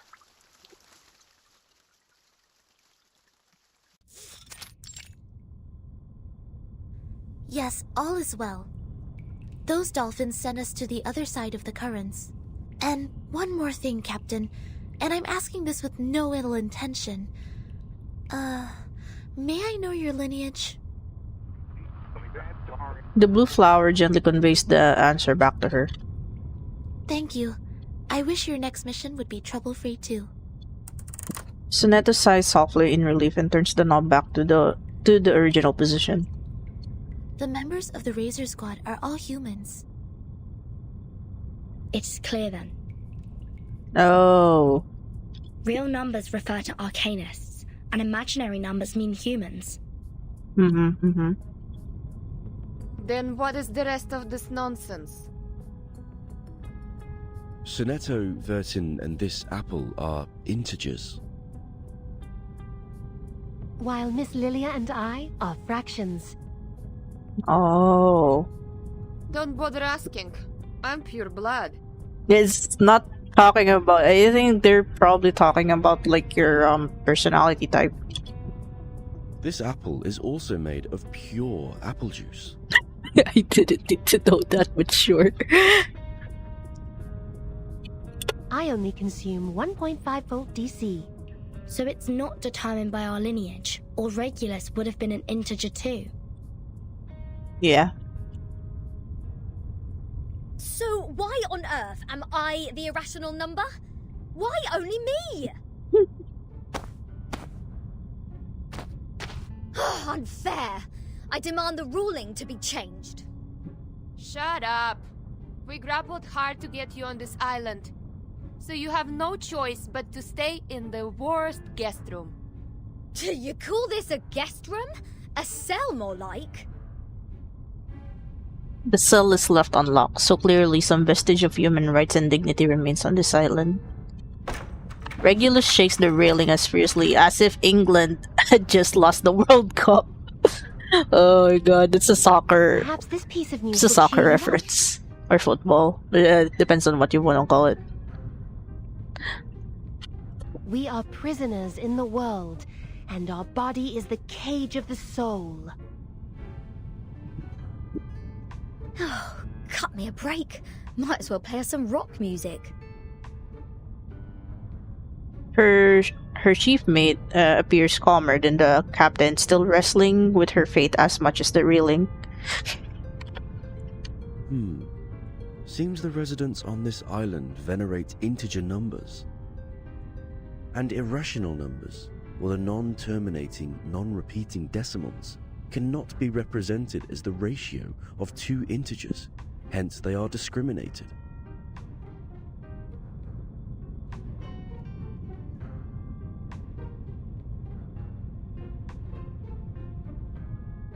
No, no, no. Who are they to judge and decide me to be the irrational number? I was the only person who didn't cause any damage to the Foundation in the previous protest. Oh, why do I get to have the worst of both worlds?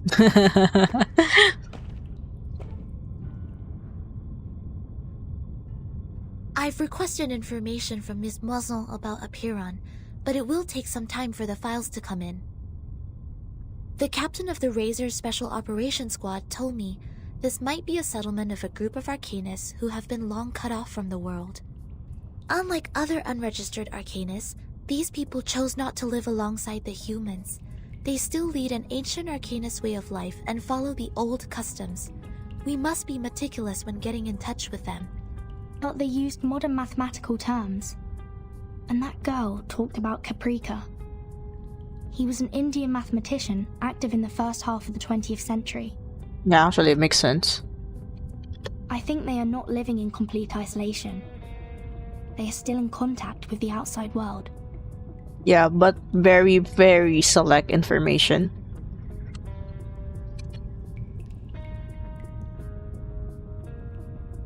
This place wouldn't be affected by the storm, just like the Elitial base, Foundation headquarters, and my suitcase. The travel notes in 1999. Manus Vindictae showing up in Elitial's base. The storm, or emanation, they must be somehow connected. And we'll find our answer here, I think. Very energetic, Capitan. By the way, how come nobody's here to welcome us? They wouldn't suddenly decide to detain us all just because we have an irrational number here, right? I'm with you all the time. A reluctant figure walks out of the shadow in the corner. Six asked me to welcome you. Oh, scared me again. What were you doing hiding in the corner? Because it seemed you were in the middle of proving a conjecture. According to the scripture, Disturbing others when they are giving proof of their arguments is as sinful as eating beans. Is it simple? I don't want to be bound to the rocks of the Caucasus Mountain and have vultures eat my eyes after my death. Eating beans? What's Eating wrong with beans is the sin of beans? sins. The biggest, worst, and ugliest crime. People eating beans will never transmigrate. They deserve nothing but eternal punishment. Oh, that's weird. This is very discriminative. I'm making up words Are now. you serious? Is this rule only for soybeans? What about broad beans, snow peas, chickpeas? And what does it say about other bean-based products? Beans are beans. This 37 is most screenshotable like quotes right now. You're funny. This doesn't even make sense. By this logic, aren't the coffee drinkers going to rot in hell? Yeah, they are beans. I happen to have a box of coffee beans in my bag. The rockin' pirate produces her treasure and waves a single bean around her mouth, looking for a reaction. If I put one coffee bean in my mouth, will the vulture get me right away? No way! Whoa, easy, mate. Do you want to get physical? This pirate is not scared of you. The coffee beans are knocked over. Some restless small figures start to rustle in the shadows. Oh, critters! Not fair! The critters are coming to your aid! This is not good. We need to separate them. Okay, break up, break up.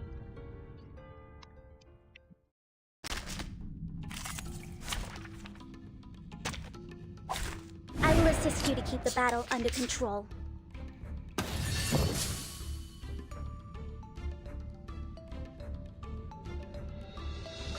Ready? Forward! That's right! Ablaze! Hey, seeing stars?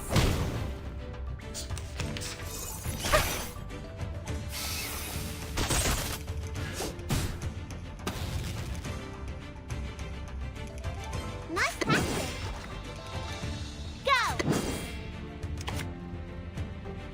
Ooh-ah. Huh, like a lighter!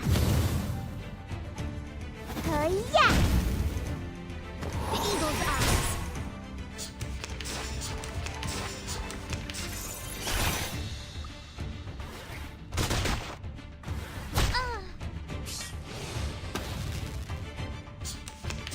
Forward! That's right! Ooh-ah. Please don't worry about me. Please don't worry about me.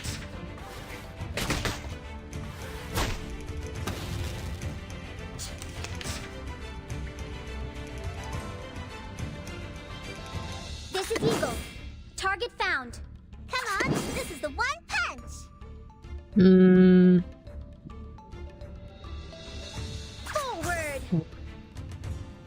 Lost. Take the offensive. One shot. My victory!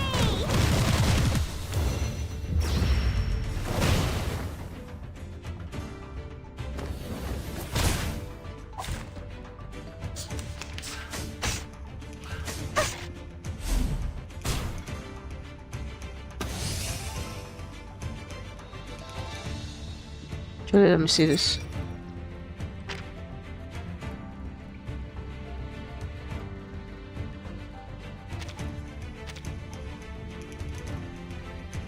Is it? I don't think it's fully guarded. It's taking damage.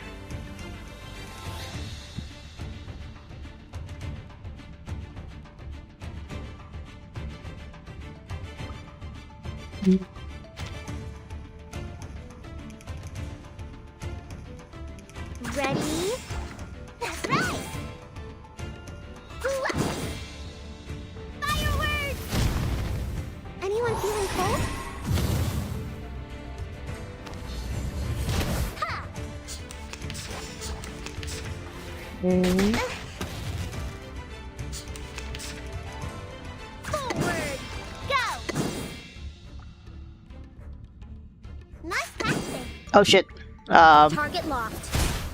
The shower of sparks. I think that's enough, right? Like a light up. It's gonna use an ultimate. What are your manners? And it dies. Alright. A fair game.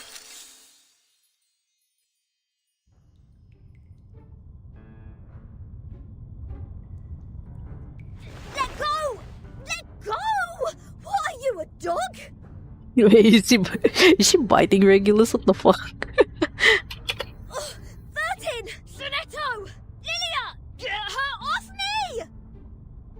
Oh. Yeah, she is biting. What is going on here? 37, let go of the guest's head. Now. Are you her owner? 37 sticks out her tongue and lets go of Regulus reluctantly. She returns to the corner, giving the floor to the rest of them. Sorry that I'm late. I'm Sophia, the corrector of Apiron. I will take over from here. Oh, finally! We have an ordinary person here. I was actually wondering, why did they send 37? She's like probably the most autistic out of all of the numbers. Oh my god. Please, let's talk on the way to the outside.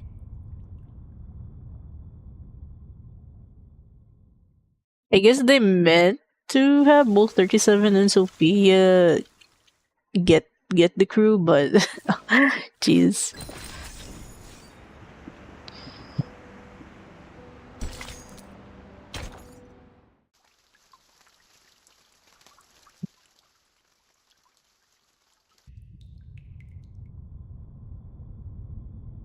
We believe everything can be translated into numbers. Things are made up of numbers, and mathematics is the key to opening the gate of truth. It is like the fire that lifts us from the darkness. This world may decay in time, but numbers will transcend the limit placed for all other things in existence. And if one can take up the No, it's challenges automatic. and improve oneself with practice, they may clear their thoughts and find out their truth. My eyes. As they speak at the end of the long tunnel, there comes light. That is, to find out the number of their soul. Oh, this is more like a place for proper conversations. Broad, open, as vast as the high seas. Hold your horses, Miss Regulus. If you were to speak of consuming beans again, I will have no choice but to send you into the depths of the sea. Oh jeez. Everyone's just backhanding Regulus right now. Holy shit. Fine, fine. I haven't done anything yet. Miss Sophia, could you please repeat all the taboos on the island?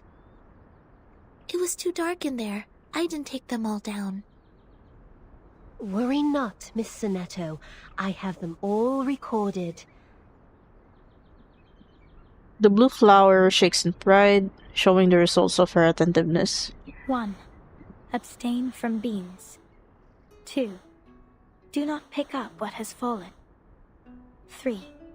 Touch not a white rooster. 4. Do not poke the fire with swords. 5. Do not jump over a crossbar. 6. Do not cut wood on a main road. 7. Do not enter the hall in new garments. Enter the hall from the right, and leave from the left. Ah, that's a very orderly one. 8. Do not keep swallows around your house. 9. Do not sleep on a grave. 10. Make the bed as soon as you wake up, leaving no imprint of your body.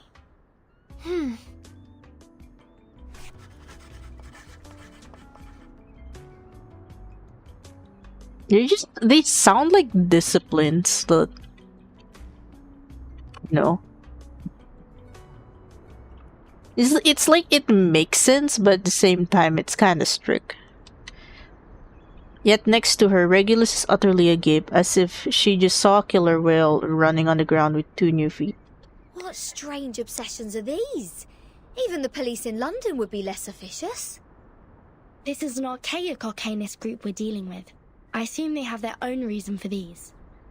Mm-hmm. But what else are we going to do if we can't pick up the things on the ground? Just let it rot? Oh, this doesn't even make sense. You are indeed an irrational number. Huh? What about me?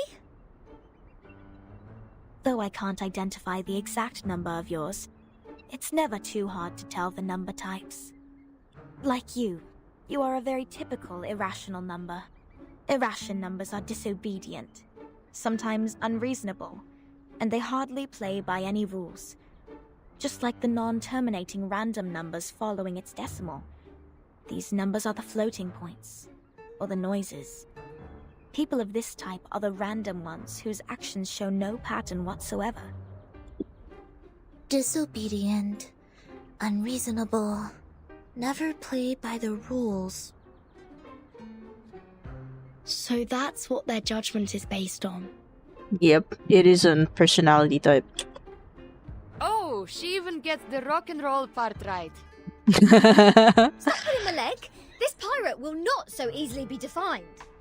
What about you? What's your number then? I'm still learning. My time to reveal my number has not come yet. Oh, you don't know? Well, I can help you with that. You are an irrational number 2. A little crystal green ball coming from nowhere precisely hits Regulus on the head. Ouch! What is this? A grape? Huh. A perfect parabola. 37 stands behind him, holding a bunch of juicy grapes in her hand. She seems to be enjoying the moment. Oh, it's you again. I won't be bettered in a fight this time. Regulus' face is lit with anticipation. She is well prepared for another fight. Ah, my words. But Sophia takes a step forward, stands between them. 37? Shouldn't you be off preparing for the doctrinal meeting? Aww. 6 asked me to take care of our guests. But I'm usually the one who receives the guests. Engaging with strangers might be a little difficult for you. There's no causal link in these 2 events. People always bother you with trifles only because you're fine with it. Do not sleep on a grave, and do not cut wood on a main road. Idleness is the cause of the breakage of one's flesh and soul in the long journey of perfecting oneself. Those who have not yet found their numbers have even fewer excuses to be indolent. Besides, why would you place the head of a guest in your mouth? She said she's going to eat beans. That does not justify your action. Come to think of it, is she safe to bite if she had consumed the beans? Wouldn't that make you the bean eater as well? The right way to deal with this is to throw the offenders into the sea. Let the Gorgon current take them and confine them in the ever-repeating circular motion. Oh yeah, this is the most optimal solution. How come you didn't think of it? This is one of the most basic set problems. Hello? Are we done with the chit-chatting? Conspiring to my face to throw me in the sea. Mind you, this pirate's tolerance has limits. Regulus picks up the grape that 37 used to hit her earlier and throws it at 37 in all her strength. Oop. The grape hits 37 on the forehead. 37 looks shocked. Her mouth falls open with horror. Right in the bullseye. Regulus is just, oh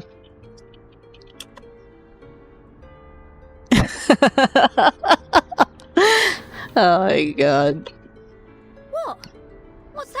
faces. You broke one of the rules again. An eye for an eye, a tooth for a tooth. I didn't start this. Regulus, did you just pick up the grape that 37 threw at you earlier from the ground? Did you just violate the rule of not to pick up what has fallen? Thank you, Zetto. The sound of wings suddenly comes down from above. A few stiff feathers with golden trim drift down like falling leaves. Sophia's expression freezes. Get down! Abraxas incoming! It will take the offenders with it!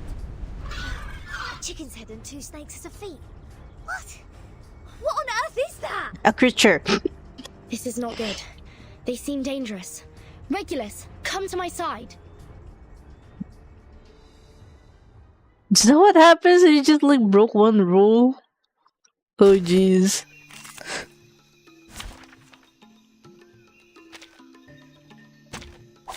I will assist you to keep the battle under control.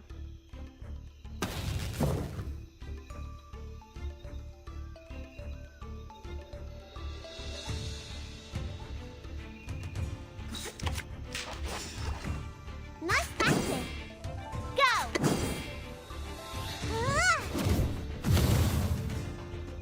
Fireworks!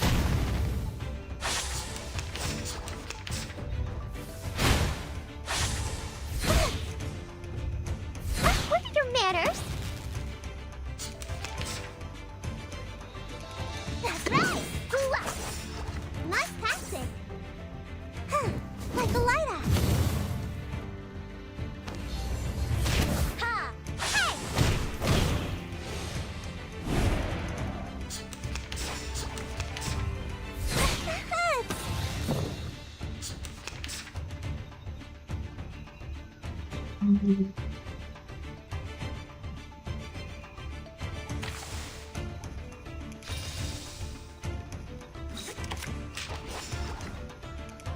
Ready? Copy that.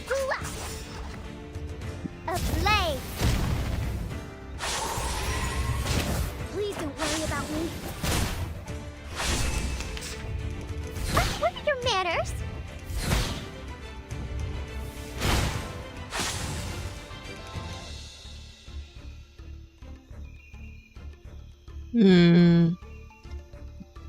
This. Target found. This. This is the one punch. Forward. Alright. Lord, take the offensive. Cheer and witness my victory.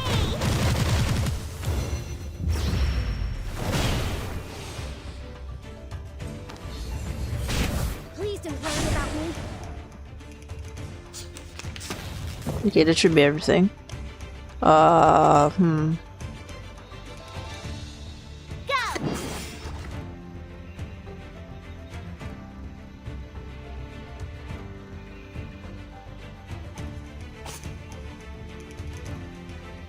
Ready?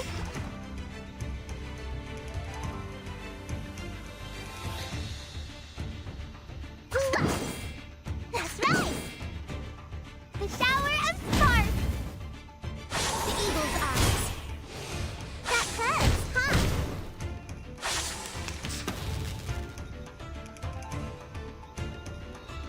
So much for go! Nice passing! Feel it! Feel the beating of your heart! Fireworks! Steam stars!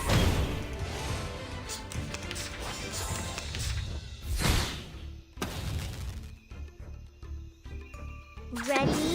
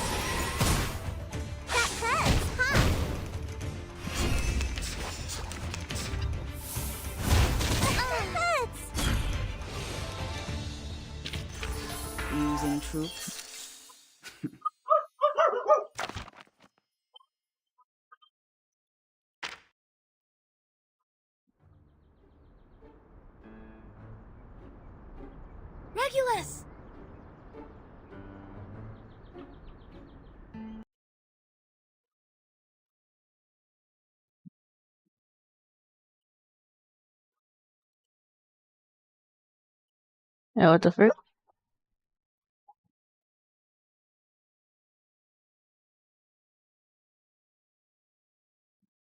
Okay. The enemy is almost invincible. One of the Abraxas holds Regulus with its snake feet, like an eagle clutching a turtle dove, leaving for the dungeon. Captain! I can't leave her alone. This apple shall follow her.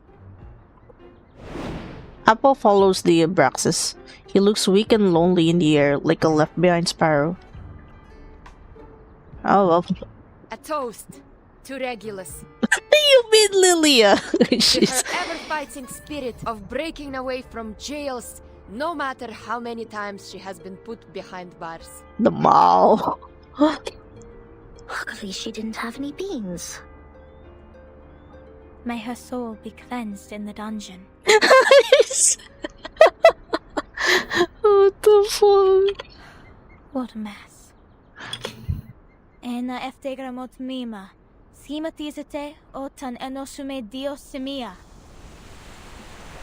Sophia gently touches the brass ruler on her waist as the glow fades. What?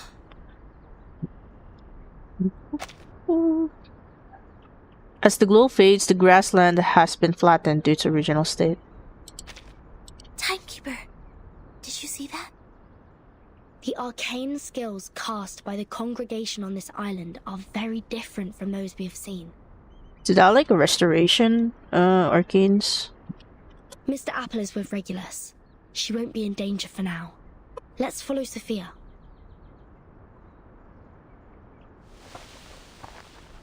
As they walk, the woods become less dense.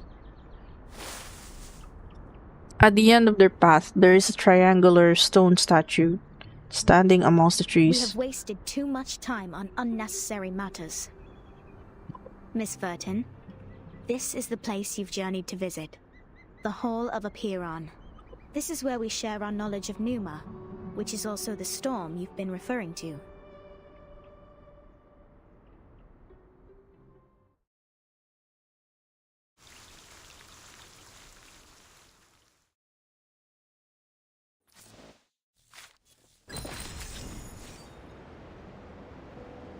Oh. Is that Arcana? Oh shit.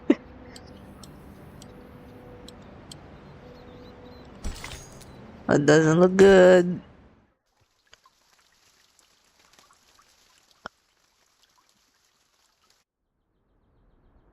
Before you enter the Great Hall, please place your right palm on the stone and swear to it solemnly.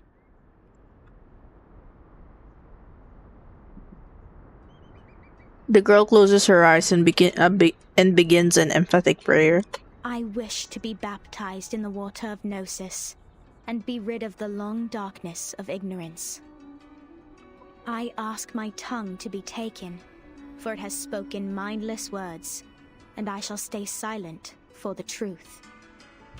I choose to leave the fragments of matters behind me, and enter the Great Hall of Forms as clean as a newborn. I swear to let matters stay in the world of matter, and a form in the world of forms. I swear to reveal no secrets, or my heart shall be taken by the vulture, my body consumed in flames, my soul trapped in the endless wheel of birth.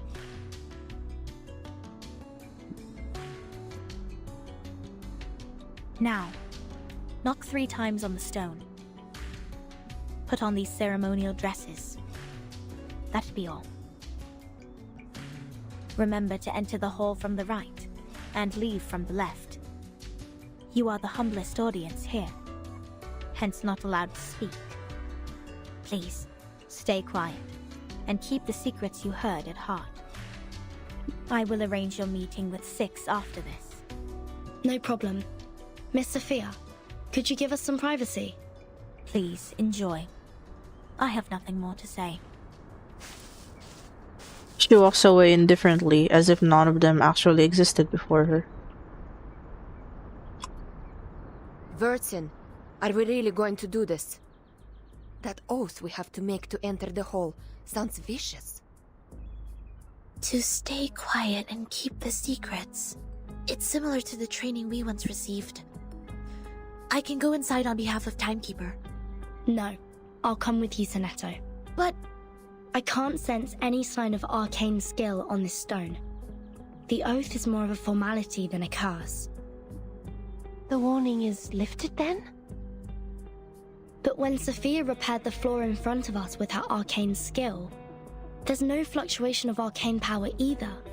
I can't even sense the slightest signs. It's either a kind of arcane skills we're not able to detect, or the moment we stepped onto this island. We've been trapped in a tremendous ritual. That's to say, any arcanum used on this island is only a part of this giant flow. We don't know where this flow is leading us. We know nothing about it. It's too perilous, Timekeeper. I know, Zetto. But as long as we obey their rules, we won't get into other trouble. The doctrine of the Apparan is to live in solitude and seek nothing but the truth. In fact, they've never been aggressive towards us. I think of this differently. Think, the pure-blood arcanist community, the unknown arcanum power, and the obsession with certain knowledge or identity. Sound familiar? Wait, are you connecting this to Manus? Yet, we haven't spotted any traces of the Manus here. Oh dear. Manus Vindictae is like the rat living in the gutter. I don't think they will let go such a favorable chance. Which means we need to find out the truth. I believe in Timekeeper. Lily shakes her hands. I have zero interest in this meeting. I'll stay outside to keep a lookout. Take care. There is no time to hesitate.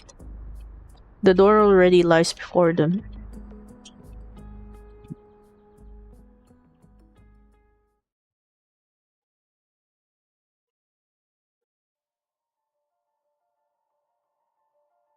Hands on hands and recite the vows in mind.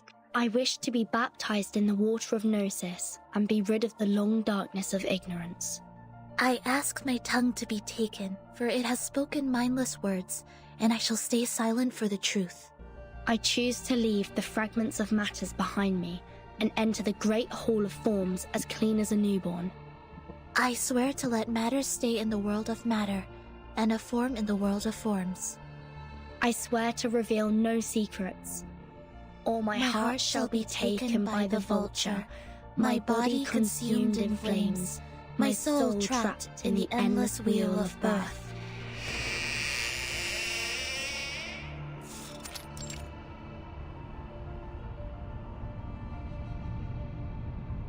All seats in the hall have been taken. Fellow brothers, sisters, our quest for Gnosis had suffered 3 unprecedented crises. First was the discovery of irrational numbers, and then the creation of imaginary numbers. Last was the loss of the grand unification of different lineages. The truth was buried, and history was rewritten. But the emanation is not a crisis. Instead, it's our last salvation. Oh shit. Is that what you think it is? The supreme existence has once again shown itself to us. The door to the everlasting transcendent world of forms has opened once again. As Numa pours down, things are rewound to the world of light.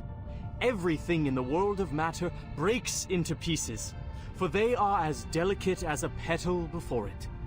We, who have the honor to witness the emanation of Numa, have the privilege to survive the turning of the Wheel of Birth. Because we know the truth. Our survival is destined. It is the beginning of a mission to bring the unseen truth into this world. His audience responds with a round of applause, but nobody says a word. Thank you. The speaker bows in thanks and gestures towards the hall. The next orator is 37, our smallest irregular prime, and the brightest star of Hermes.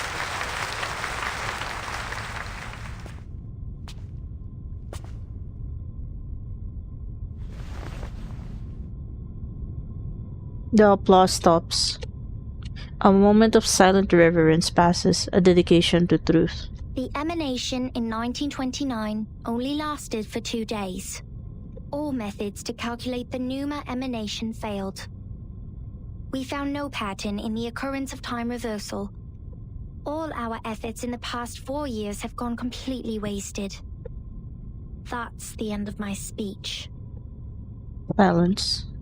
Long and dead silence. Abruptly, someone starts to clap.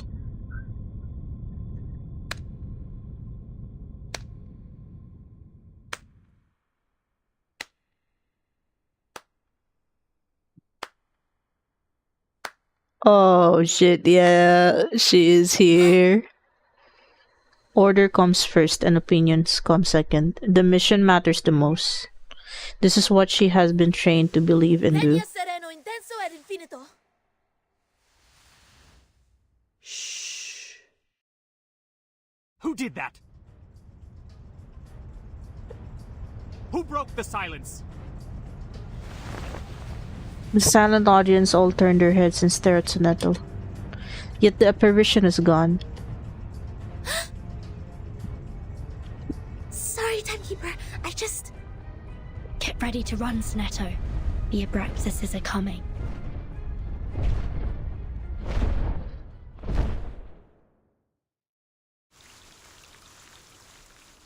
Oh boy.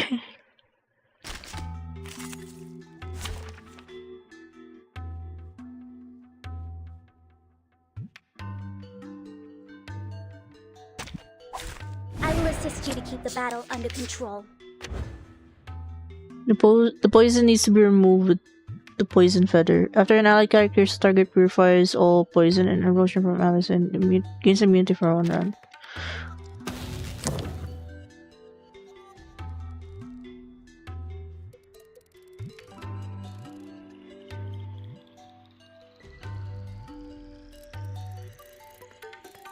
Nice tactic. Go! Forward! Anyone feeling cold? Very well.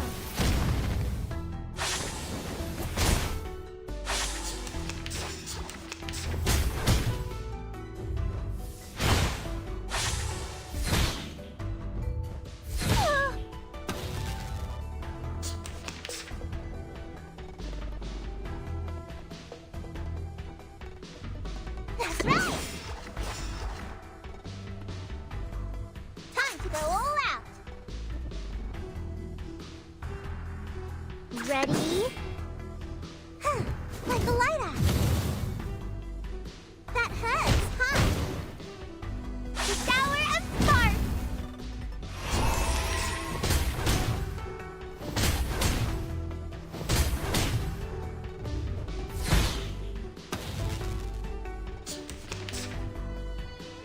Go! Nice tactic.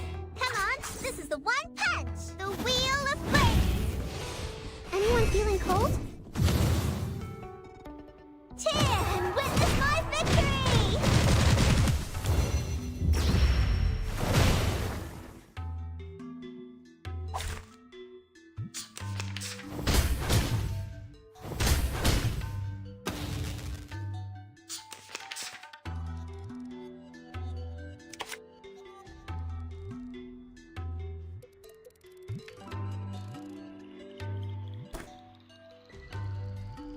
Ready?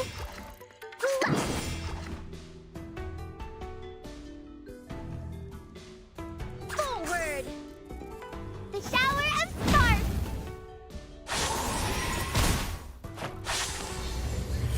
Ha!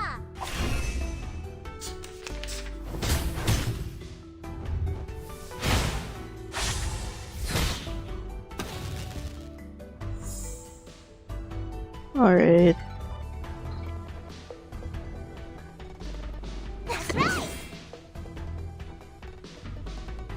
Hold on, hold on.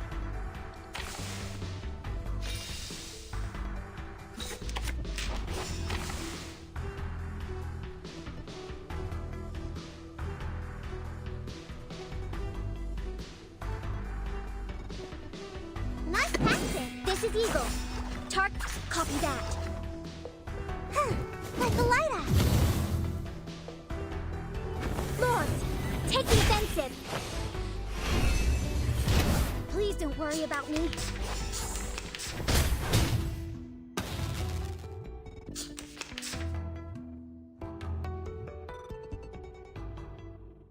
Go! Ready?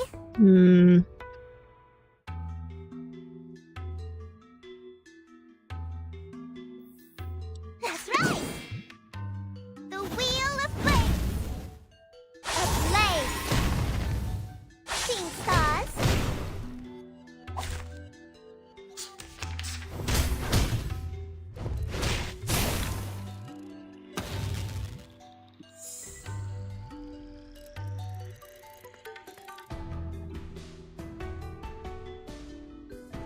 So much for warm-ups.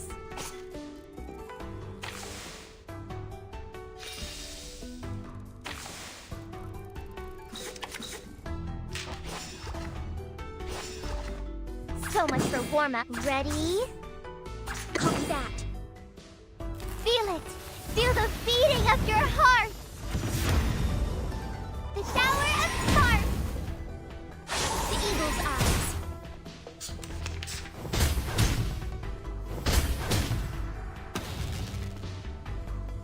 Go. Nice tactic. That's right. Fireworks. Using troops.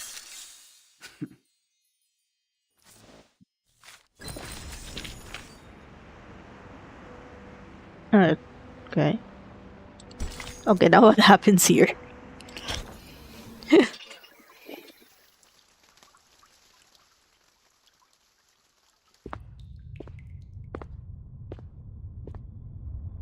Can somebody tell me why I constantly get locked up ever since I've known Vertin? In a now neglected corner, the rockin' pirate is deep in thought.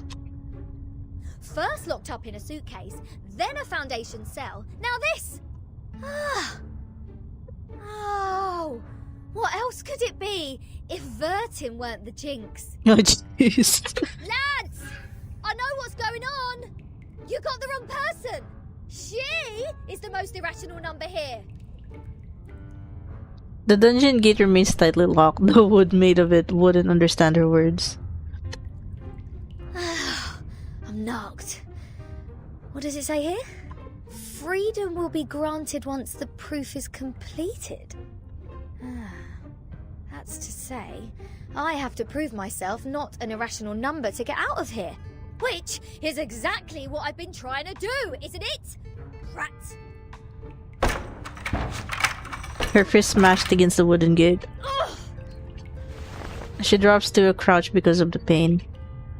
Captain, maybe you're in the wrong direction.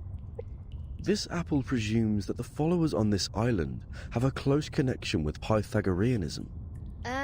Pythagoras? That ancient Greek mathematician? The guy who said something about the opposite side of a right triangle? Isn't he the guy who lives in sometime BC?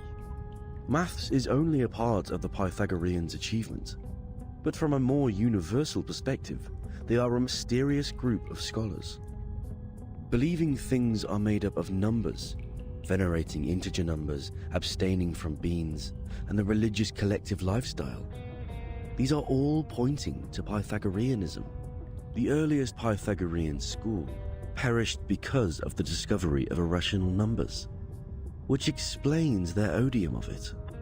At that time, a deviant student named Hippasus discovered root 2, and the theories based on the ratio of integers they hold dear were upended. Hippasus himself was drowned in the sea. This apple assumes they see the integers as the standard of virtue, and people can increase the number they rank through study and self-improvement. Besides, they are convinced that a numerical code is hidden in everything and everyone. Whoever can solve the code can obtain the truth of the world. Alright, now I know what's going on. Regulus immediately gets off the ground. This pirate has had enough of this moral standard, which is obviously prudish, backward, and lacks humanitarian spirit. I'm going to tackle the root cause of this misfortune. Which is... Pirate, the believer in liberty, walks in circles in front of the gate and suddenly starts to pull the loosened strips out on the door. I'm breaking out! Why am I not surprised? The captain quickly gives the sufficient and prerequisite condition to prove herself an irrational. Oh my god, it's because Regulus doesn't sit still, no matter, like, you know, how much people have punished her for it. Jeebus. This apple may be able to offer some help. As soon as Apple puts his hands on the wall, he feels a violent shake come through it. What's happening? An earthquake? The sound of birds and beasts echoes in the cell. Shipmate Apple floats out of the gaps of the guest room, making a thorough inspection. All Abraxases are flying in the same direction. Is this their habit, or...? Ah! The roof is about to collapse!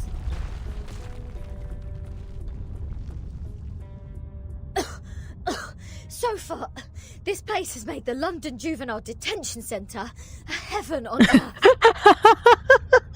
What the fuck? Fortunately, the scat. Oh, wait. Alright, I need to read that previous sentence. Fortunately, the scattered rocks were not enough to fill the spacious guest room. Regulus pulls herself together and resumes her prison break once again. Perhaps the collapse made the cell drafty. A cold, gloomy fog descends into the room. The wooden gate, however, stands still. Oh, is there a piece of paper? Did one of the Abraxases drop this? Strange.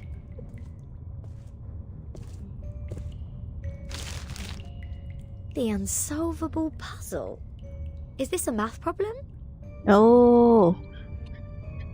0.4, 0.7, 1, 1.6, 2.8, 5.2, 10, and 19.6. 8 numbers in total are listed in this order. There are 8 symbols below, respectively representing the Sun, Mercury, Venus, Earth, Mars, Jupiter, Saturn, and Uranus. Maybe it is a hint that we should fill the symbols in the blank box after the numbers. That sign says to complete the proof. Does it mean to solve this puzzle? Ha! How unsolvable can it be? Clearly, each of these 8 numbers should represent one planet. We can easily find the missing planet by trying them one by one. And our Mr. Apple here is the king of the Times crossword. Yes? I think there is a difference between this and a crossword. I do agree. I'm basically gonna solve it by, like, doing substitution. The mellow red fruit rubs his chin, contemplating the crossword. In this apple's humble opinion, the ratio of certain numbers should match this number sequence, such as the radius, volume, or rotation period. Wouldn't the sun be absurdly large if these numbers stand for their sizes? A tiny squeak interrupts Regulus' thoughts. Small rustling figures have gathered at her feet without her noticing. Hey! The underground critters are back! Go away! Don't touch my notes! It's not your food!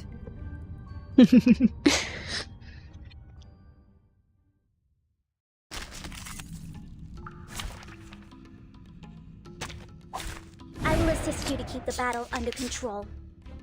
These critters are so blocky. It's actually kinda cute. Anyways, I'm gonna... Forward!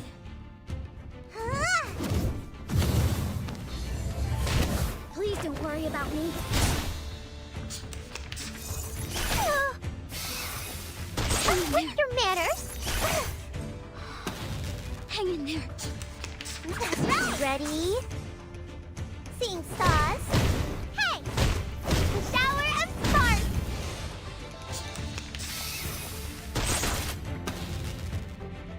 Must have. That's right. Like a lighter. That hurts, huh? Come on, nice tactic. Cheer and witness my victory!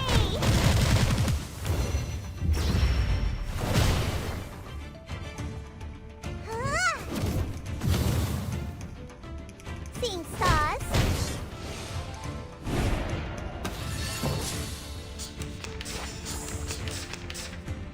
Go! Ready? Oh yeah! That hurts, huh? The shower of sparks! Look at your manners!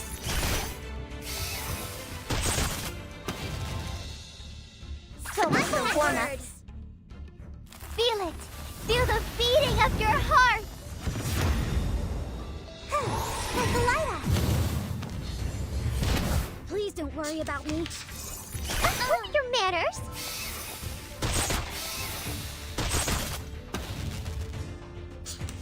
Go! Hey! The wheel of fate!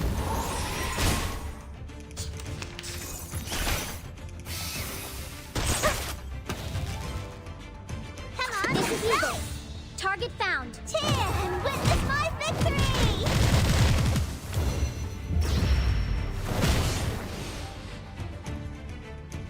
Lords, take the offensive.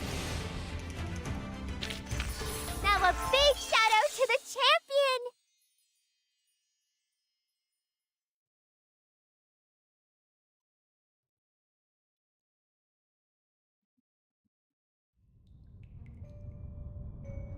Hold on, please, Captain. Seems like the critters are trying to tell us something. They are pointing at the sign of the sun. Is that so?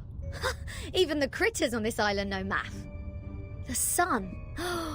What if the sun is just here to serve as a reference point? I read an IAU's report in the Times 2 years ago. You know, the International Astronomical Union. Earth's average distance to the sun is approximately 93 million miles. As for Mercury, the average distance is 36 million, and Venus 67 billion miles. Let's say if we take the distance between Earth and the Sun as one astronomical unit, then the distance between the Sun and Mercury would be approximately 0.4 units, and Venus 0.7 units. Oh, so basically, okay, Earth is 1. Oh. There you go. These numbers are the ratio of their average distance to the Sun to the Earth-Sun distance. Touched by a flash of genius, she fills in the first 3 celestial bodies. Once cloudy knowledge comes back with precise clarity. Everything both logical and inevitable. The average distance from Mars to the Sun is about 142 million miles. Jupiter about 484 million miles. Saturn 886 million miles, and Uranus 1.786 billion miles. By rough calculation, and if we round the results to 1 decimal place, Mars would be 1.6 unit, Jupiter 5.2 unit, Saturn 10 unit, and Uranus 19.6 unit. That's weird. All these numbers one can hardly remember have become so clear in my mind. But if these numbers stand for the ratio of distance, what's the planet for 2.8?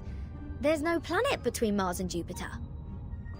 If the Sun is the reference, we will have 1 planet missing here.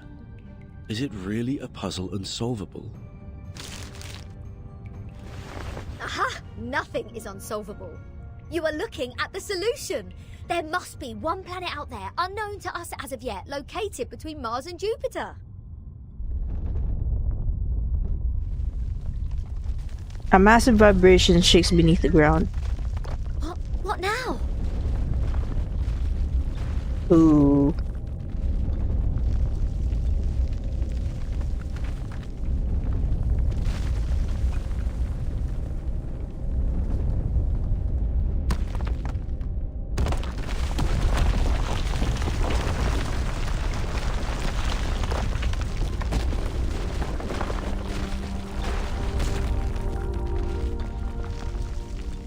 Holy shit, what the fuck? A planet emerges from the darkness. It rises in the air with little warning, shedding a cold grey light. Where the fuck did this come from? In this damp and dark cave. It's bright, gigantic, and noticeable. What is this? A celestial body, which I have never seen before. Captain, this apple has an impression on this. There is indeed a star between Mars and Jupiter. It is called the Ceres, discovered by Piazzi Giuseppe, an Italian priest in 1801. Ceres? So the celestial body is a star, not a planet. Did we just validate its existence? Is the universe truly arranged according to this sequence? Could this be the ultimate key of everything? Regulus! Regulus!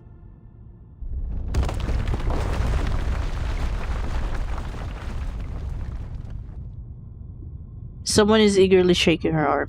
This Regulus is hallucinating this entire time. What are you doing? Got food poisoning after accidentally eating one of those critters? Odd. My head hurts. What was that? All the stars have disappeared. Now there are only cold walls and damp air. Oh, and Lilia, who is looking grave. I'll make it short. Stanetta is in detention. They're planning to sentence her to death by giving her the poisoned wine. They what? Oh boy.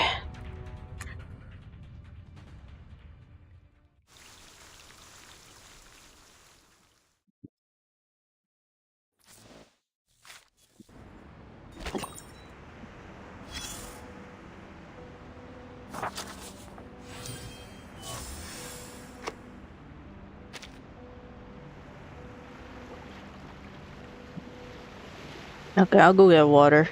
You should bring in a whole pitcher actually. Oi, oi.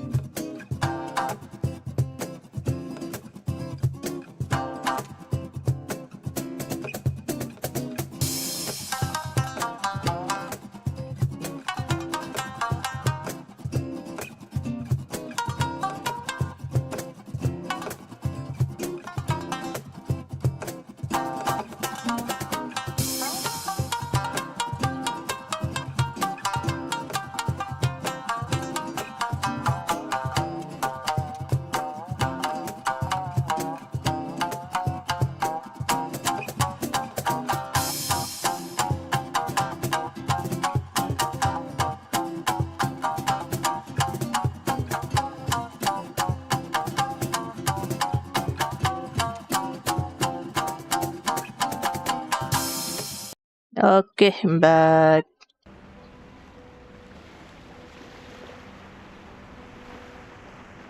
As you can see, this school on the island lives in a box made by the truth.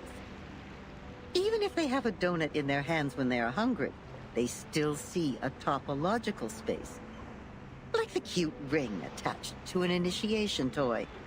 It's not food anyways.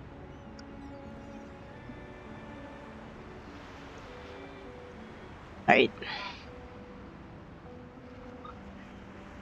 But if you give them a puzzle, they will enjoy it like the best Kaiserschmarrn. Oh, my apologies. I was not talking about the one you are holding. No. With all due respect, that thing in your hand is pretty old. The mold on it seems to come from the 18th century, judging from the smell. I'm sure you know it will make you sick if eaten. Wait, is that... Is it the chocolates from the Olitiel? Oh, it But we is. have to admit, it is not just ordinary mold. It reminds us of the story in which, once, a merchant's son looked up at the night sky and found the answer to the stars for us. The young man firmly believed that the movement of the stars and the sun follows certain laws. Just like how the delicate gears in a watch work together. And his point was even proven correct by Zeus's grandfather. When another gentleman observed the sky through the reflecting telescope he took great pains to make, a celestial body was exactly there. What was it called? 19.6. The 8th number in the sequence, the 7th planet in the solar system, and the legendary God of the Sky. If the world was not created by God, are there any theories we can use to explain such a beautiful law? Yes, the one that says it never actually exists. Anyone can see the breach in this number sequence. That is the planet, which is supposed to be the 5th number in the sequence. I mean, how come we have never seen it before, if it does exist? Either God is wrong, or we've been blind all this time. What do you think? I think second. Yes, such a planet definitely exists, and as expected, it was discovered in the end. Yes, that's the Ceres. It only took that great mathematician an hour to find its orbit through calculation. Oh, what great astronomy! What great mathematics! What great creation! It was a beautiful dream, but it was still ended, eventually, by another discovery. The 8th planet. Not the Ceres, nor the Uranus, but a new planet. People found it through more precise astronomical data and calculation, proving that the number sequence found by the merchant's son was only a myth. Now we are clear of what we've been talking about. It's an unsolvable puzzle. It makes no sense from the very beginning. We found the Ceres because it happened to be there. It is real, and no one can deny its existence. In other words, we can perfectly prove the rationality of mathematics because we invented it. It's been a good dream, I suppose. Now, imagine that you are walking alone in the darkest valley ever, trying to drag your fragile body upward as much as possible before it is worn out. Hoarse cries squeeze their way out of your mouth to ask for a response from the gods. Suddenly, an afflatus dawns on you. The next moment, a miracle happens. You are already at the top of the mountain, witnessing the rise of a huge celestial body from the skyline. Even if it's only in your imagination, you have just witnessed the dawn of the creation. And the shock is real.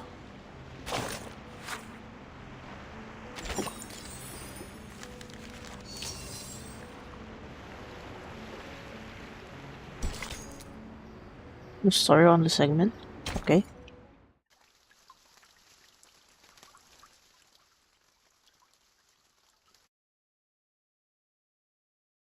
An old admonition is engraved here.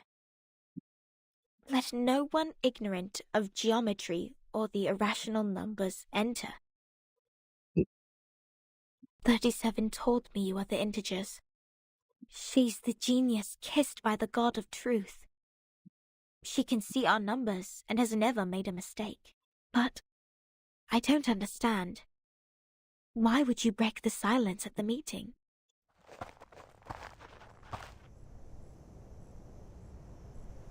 I apologize, Miss Sophia. I won't defend our behavior. You may save that apology for later. If you can persuade more than half of the people to vote for your friend's commutation, perhaps she won't be sentenced to death. I have gathered some case files from the past. I hope it will be of some help. The scroll is lined with golden trim. Even without knowing what it contains, it is a significant gift. These files are... But won't you be in trouble for helping us? I have my own reasons. Sophia closes her eyes, recalling the ancient wisdom. Integers are the living example of virtues, the standard of purification. It represents a soul existing in the world of forms, a true being. It is the floating points behind the decimal which dent the process of our overall purification. The evil, the ones who violate rules knowingly, the ones who turn a positive number into negatives, and a civil person a criminal. The corrector, who has no numbers, sighs and looks away. If integers like you would lose your life over some unintentional mistakes, wouldn't it be a great shame? Besides, I can't stand the idea of you being killed in front of me. Not rigorous. 37 suddenly shows up behind Sophia like an apparition. This girl has a knack of showing up like out of nowhere.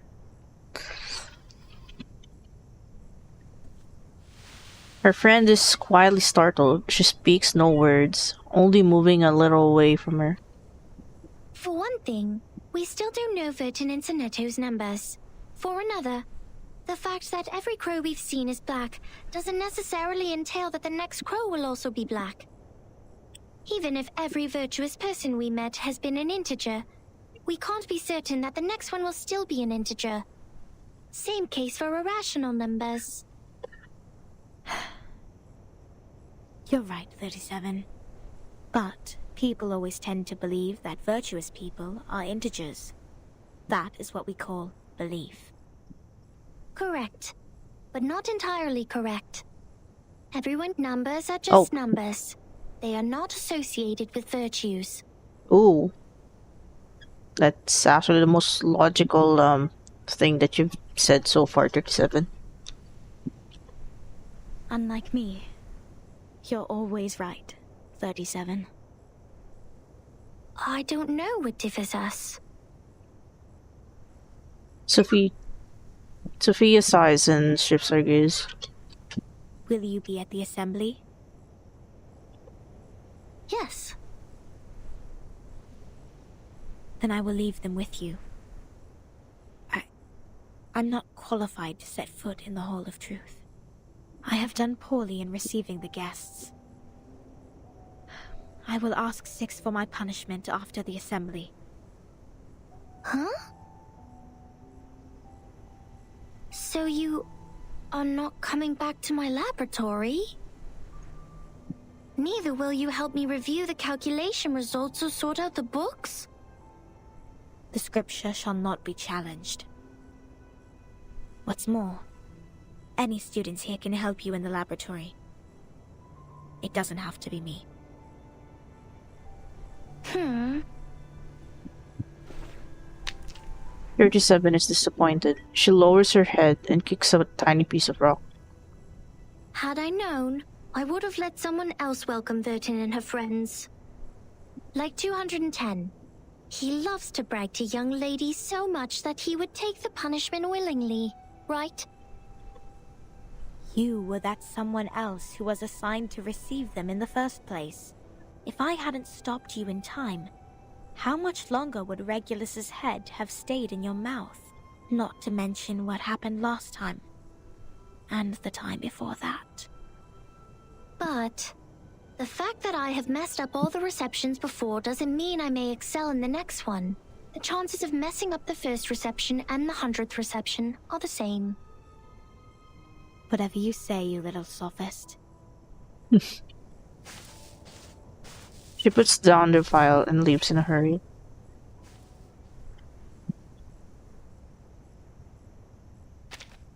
Everyone says so. But compliments won't help her find her number.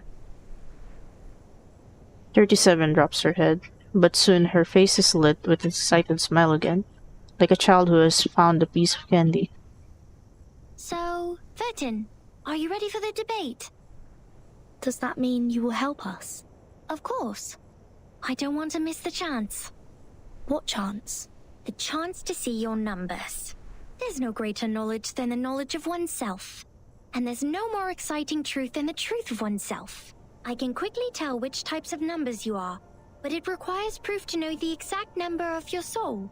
I want to know the answer before you see your own numbers. So it's 37 who proves it, not Vertin. I'd be glad to give this chance to you.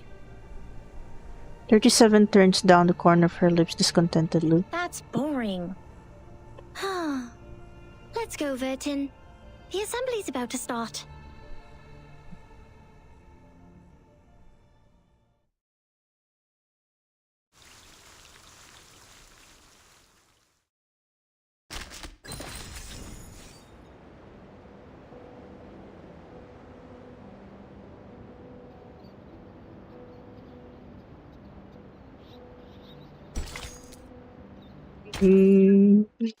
Okay, what happens now?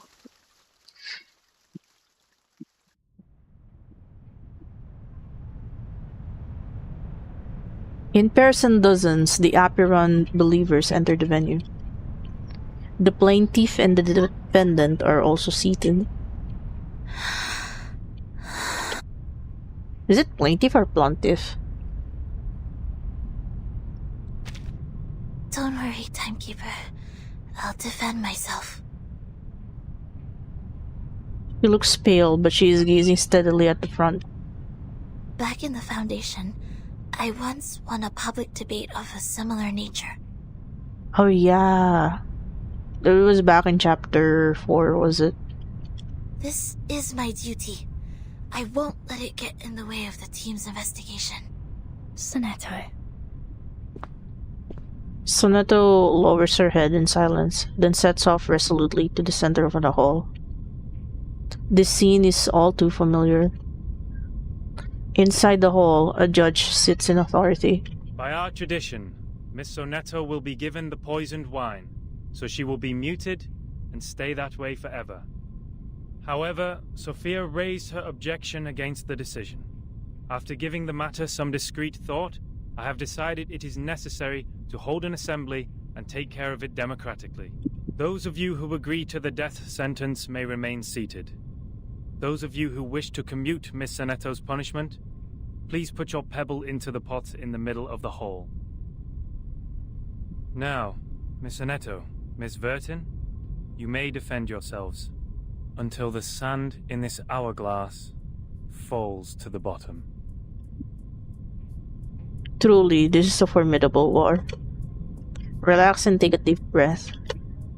Do as the training taught you. I am Zetto from St. Pavla Foundation. I wish all the honorable audiences here would lend me their ears to hear my defense as a humanitarian gesture. What number are you? A sharp question is thrown at them from the auditorium. Defendant, the court requires an answer. What is your number? What? Me? No, I don't have a number. Don't waste our time. People without a number cannot stand in the Hall of Truth. All her words are void. Sentence her to death now. The crowd mumbles approval. The judge knocks at the stone bell. 42's argument is valid. Defenders, what do you wish to contend? What? It's valid? Sonetto's face has gone pale. What she has prepared, formal justice, procedural justice, or the training she had, simply has no effect here. This is a new territory. Objection! A petite figure stands up from the auditorium. According to the record, the last time we inflicted severe punishment was in 1980 to a visitor who ate beans. The beans! He ate a carbuncle that feeds on beans. Then he was sentenced to death according to the Zett theory. In our scripture, eating beans is the most evil sin, which undoubtedly fits the most severe punishment. But if we are now executing people for breaking the silence at the assembly, how would it reflect our attitude towards the consumption of beans? Has the latter become less sinful? Is really using the eating of beans is like, okay, that deserves like the highest form of punishment. So it's like I suggest Zetto's punishment to be commuted. the crowd start to clamor. A good argument. 37's argument is deemed valid. The debate will continue. 37 sits down, feeling satisfied. Then a tall man languidly stands up. Objection. The punishment for eating beans is to throw the offenders into the Gorgon current, while the punishment for the silence breaker is to drink poisoned wine. Among all the punishments we have, there's no other punishment more dreadful than being thrown into the Gorgon current, because eternity and infinity are the two things we have the least knowledge of, which makes them the most ghastly punishments among all. Giving her the poisoned wine doesn't make the consumption of beans less sinful. Her argument is invalid. The objections comes quicker than the knock on the stone bell. Objection! Both of the crimes would fall into the same category if we are taking the punishment as a frame of reference, which is death. Objection. The two crimes in question are not commensurable, which makes your comparison invalid. The debate is heating up. The crowd is becoming restless. More and more pebbles are thrown into the pot. What's this? I'm completely lost in this irrational debate. Normal logic doesn't work here, Sonetto. I'm sorry. I see. So that's how it works. Timekeeper? Relax. I will help you. Calm down. Raise your right hand. This is just a debate. It's not about reality. It's not about justice. And it's not about reason. It's about winning. I object.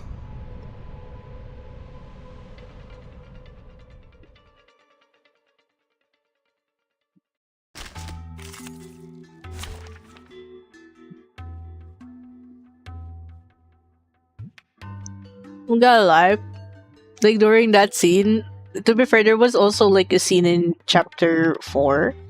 It's like I kind of wish that there was like probably like Ace Attorney type spin-off of Reverse 1999. I think it'll fit well. Okay.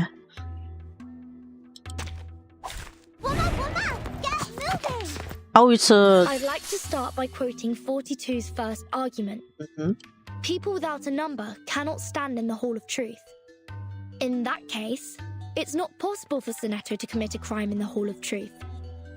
Because she can't even be in the hall. What? Good point, Vertin. This is our chance to out-argue them. Nice practice. That's right. Like a lighter. Hey!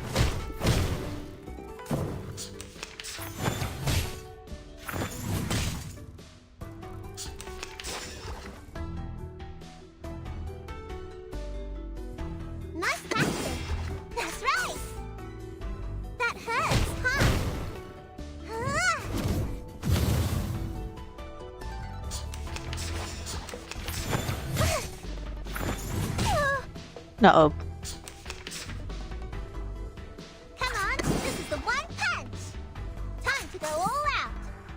Cheer and witness my victory!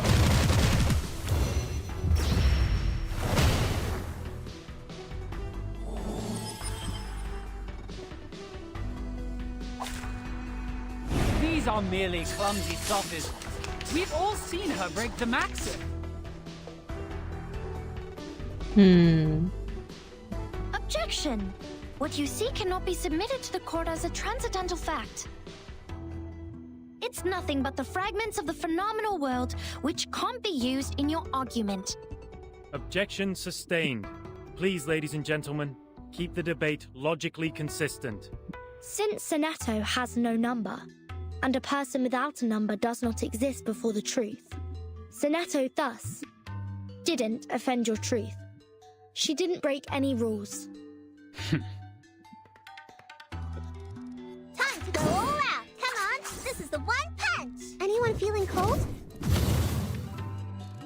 Cheer and witness my victory!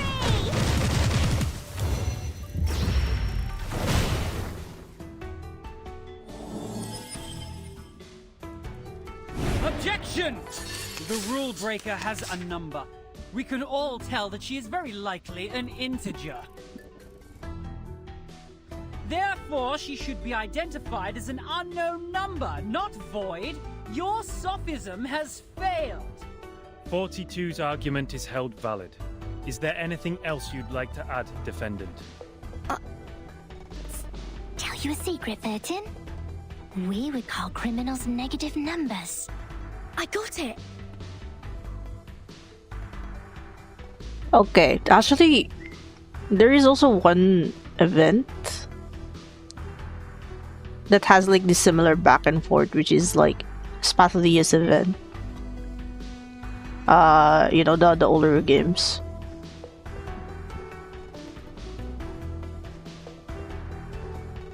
Yeah, this is really. I hope like Reverse 1999 like gets a kind of like Ace Attorney spin-off. I think it does really fit.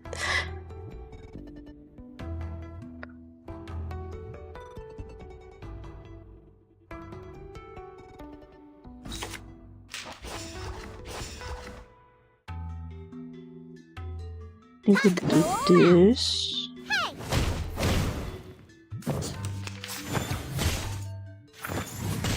And then we do this, and then do that. Seeing stars. It is easy to prove Zetto's innocence. According to the law of the excluded middle, Zetto either committed a sin or committed no sin. The two statements cannot be both false at the same time. Since we consider a criminal as a negative number, and a non-criminal as a positive number, Zetto at present is considered an unknown number.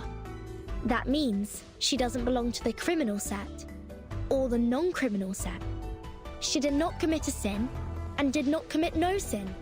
It's a paradox. They basically use the like the Schrodinger case. I hereby demand to modify the criminal sentence that has been given to Zetto. A fair game.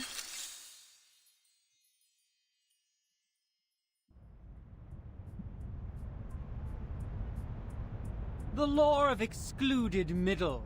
A good sophism. Good for you to create a paradox from one sentence of my argument. But pitifully, you've made a fatal mistake. You've taken my argument as the basis of your defense. I said people without a number should be expelled from the Hall of Truth. You don't have a number either, Miss Outsider. Based on my argument, which has also been approved by you, I argue that all your arguments are invalid. There's no time left. 13 has a number. I saw it. What? 37, do you know what you're saying? Yeah. I read her number just now. 13's number is 0.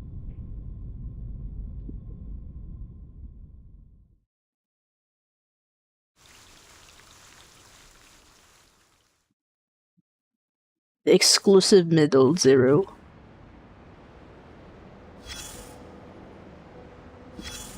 Okay, there's 2. Come closer. That's right. Take a few more steps and immerse yourself in the shadow, including that hat. You don't want those good ears to hear this private conversation. That pad of paper from the miss, yes, the one wielding the ruler, is quite valuable. I can tell it is of a certain age and records quite a lot of anecdotes. One visitor to the island took out a baguette from his luggage. To share it with others, he made an attempt to parcel it off. Another visitor fell to the ground and happened to sit on a quart measure and break it.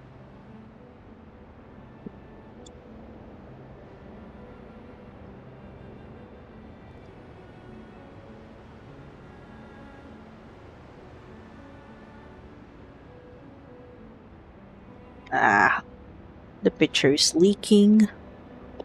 The table is a bit wet You now. can learn the punishments for them from the paper. The former was thrown into the sea, while the latter into the further sea. Only God knows how this wine-dark sea holds so many visitors. Oh, the debate! That's really a pain in the neck for that logical, pragmatic assistant of yours, isn't it? People always tend to mark what they can't figure out as arcanists' doings, as if things would make sense once they do so. But it won't change the fact that the debate is only a game involving sophistry, improvisation, and straw man fallacy. So what makes it superior to beans, if the form is what they are really after? Anyways, whoever fools the others first will win the game. No arcanum at all. And that argument of hers is the best attraction for the audience. A special number. A 0. You are neither positive nor negative, which means you don't belong to either side. Now, imagine one side as an orderly line and the other as those wandering around. The wanderers can smell the abnormality in you, and of course, no one in that line sees you as one of them. In a restaurant, fruits are served without the seeds, but in a farm, the seeds are retained for the next harvest. Is there any value in the seeds? It depends on what you see when you look at them. The moment you realize that, you have come to the crossroad of fate. Now, back to the number we just talked about. Oh my! It's the prediction of your whole life. Can you believe that? You owe that spirited little genius a thank you. By the way, what do you see in her number? A clever trick or a number 37. The letter choice is like too literal. Yes, of course. 37 is larger than 0, but it's not so stable as 0. These prime numbers, they are just hard to divide because they have very few things in common with others. That's why she's always so energetic, highly and solely focused on what she takes an interest in. She has nothing like the characteristics of the ones you know in the Gray and White House. The Foundation. Those people are proud of themselves for having kind-hearted factors around them.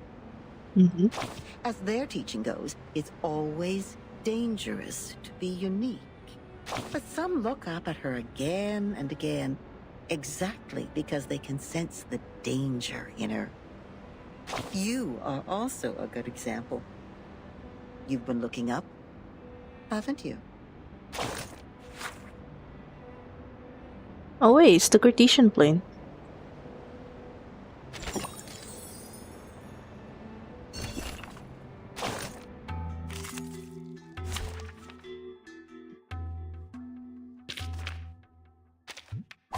Who ate beans?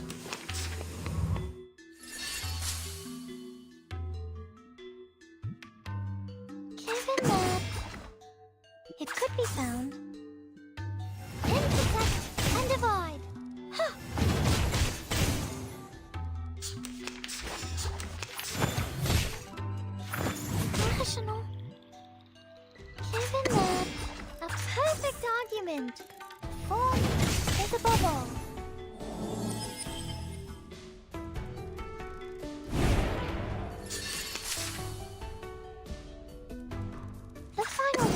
demonstration. Given that.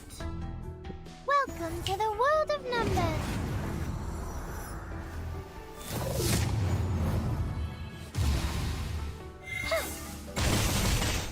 Uh-huh.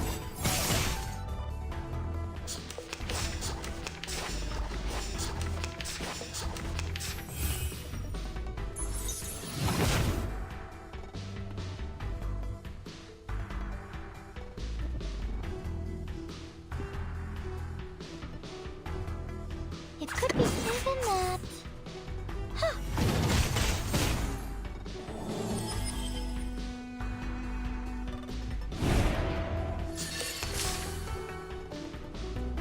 The final demonstration. A perfect argument. Welcome to the world of numbers.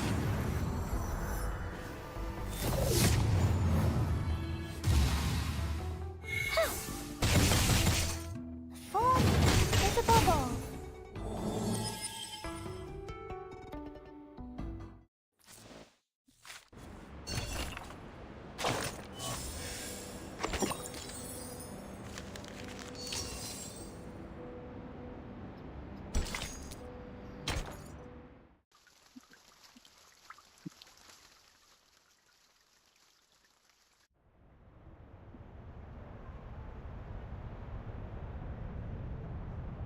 There is an outbreak of mustering among the white robes. Even the solemn judge stands up. You just said Vertin's number is 0. Do you know what it means?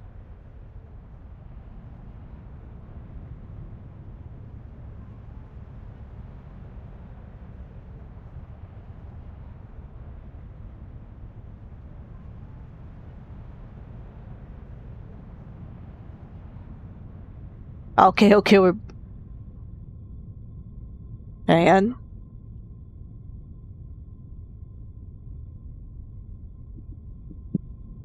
Hold on.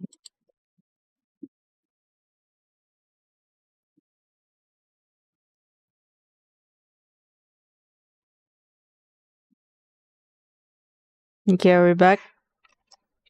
Okay, we're back. We just had like a slight freeze.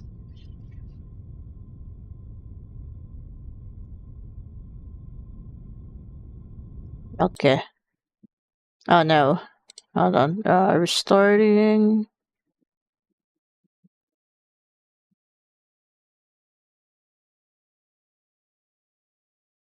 Someone's probably using the internet right now.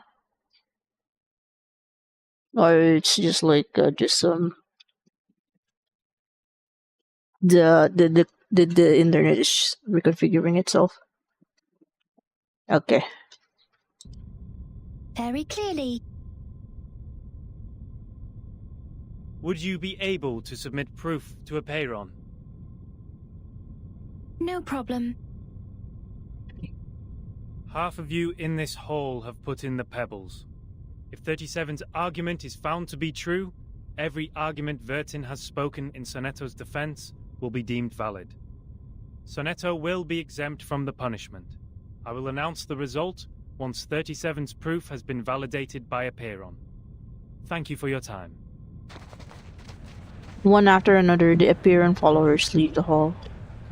The Hall of Truth returns to its tranquility.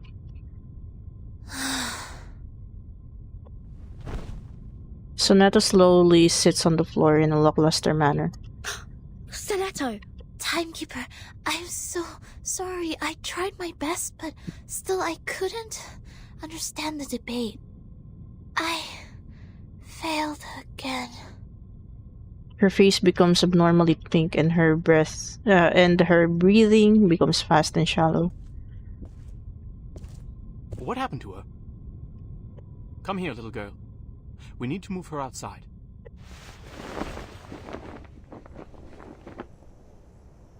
Lie her down on the ground and wipe her palm and feet with dew and peppermint oil.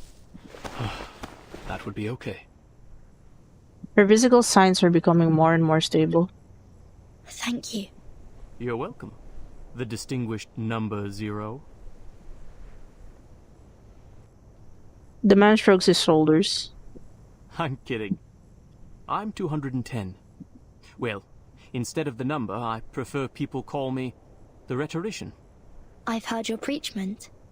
Pretty demagogic. The man nods, looking amused. That's how logic works.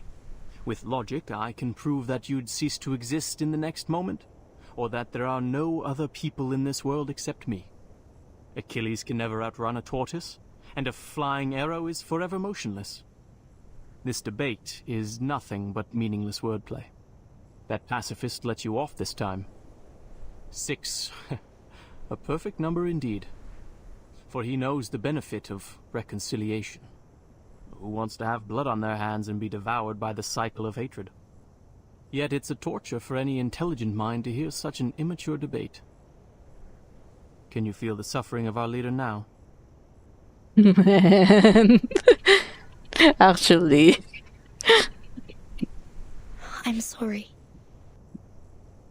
210 gives her a triumphant smile. No apology needed, Miss Outsider. I also feel sorry for your pain, given that 37 has revealed your number. What do you mean? 37. Our evil little genius. The most cunning star of Hermes. She's been having fun revealing others' numbers for a long time. Our numbers are our essence. And it's also the most important proof we get once in our lifetime. But she enjoys taking that opportunity away from you. Just because her talent allows her to do so. I feel like I may need to, well, in OBS there seems to be no problem, but YouTube says it's having a problem. So I don't really know what to look for.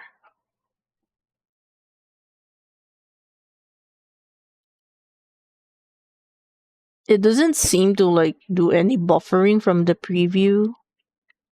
So probably just continue this. She did that to her friend, too. She found out Sophia's number. Oh. But without casting an eye on that paper with her number on it, Sophia threw it into the sea. Sophia is Sophos. But you... I pity you. It doesn't seem like trouble to me. Alas, poor little Vertin. You still don't understand. The number of our souls suggests our fate. It might be changed through algorithms temporarily, swirling, shifting, or transforming alongside other changes occurring on the coordinate axis. But in the end, we can only be ourselves. 1 is thought. 2 is opinion. 3 is wisdom. 4 is strength. 5, enthusiasm. 6, harmony. 7, order. 8, philanthropy. 9 is restraint, while 10 is completion. 0, however, is in the middle of the axis, the origin of the frame of reference. It's neither positive nor negative, neither prime nor composite. Things are ever changing, but you stay the same. Your loneliness also lasts forever. Oof. This is your fate. Being exposed in full view of the crowd, yet you know nothing about it. 37 was acting on impulse. Yet she opened Pandora's box. She leisurely reveals your fate. That carefree behavior makes no difference to picking up a shell on a beach. How could I not pity you? The man waves his hand and walks away. The air is still. Only the sound of the waves comes from afar. Miss Vertin. No 6. The leader stands in the dark. 37's proof has passed the review. Your friend will now be exempt from the punishment for violating the rules.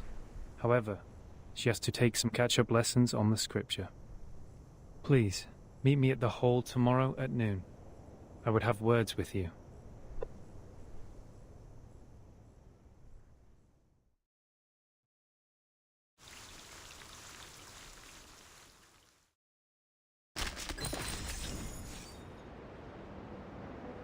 Oh, there's a...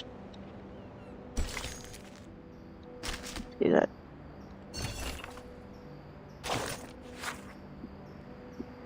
Bacchus's poem. This wording is hasty and reckless, yet no offense is meant to your extraordinary spirit. Yes, you're natural, no. You know, along with the many excuse me. You know, along with the many countless blind admirers, I am deeply attracted to your imposing breadth of mind.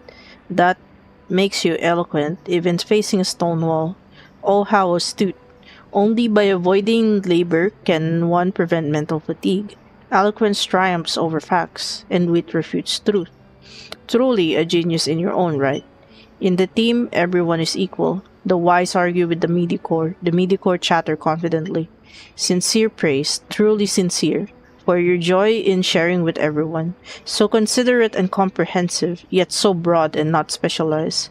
And you lead us in the dance. And two, draw a circle, then smear it randomly, for logic is all a play, and wakefulness is all sleep.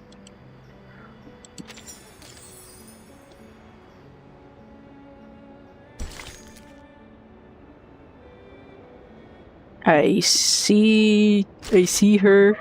I see her. Oh no.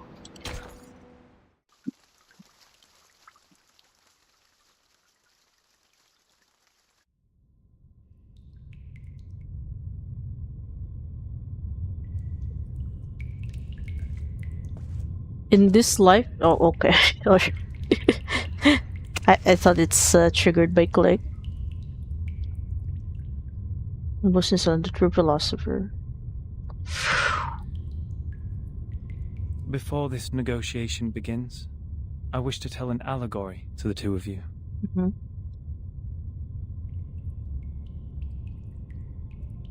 A group of people were imprisoned in a cave.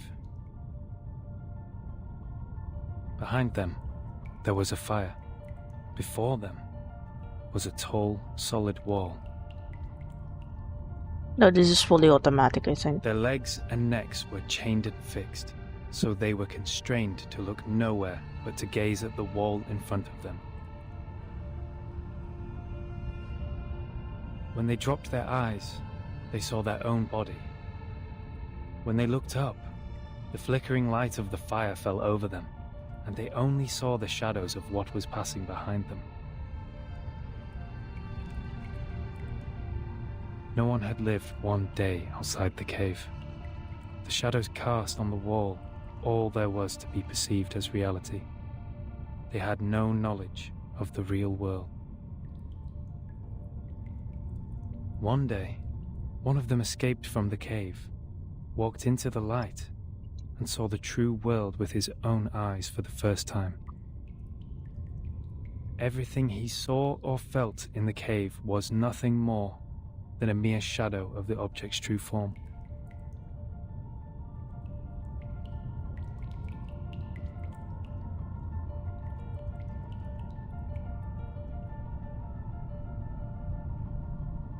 Our world is a poor one, Miss Verton. The phenomenal world is the cave in this allegory, where we are surrounded by shadows or some humble fractions of the truth.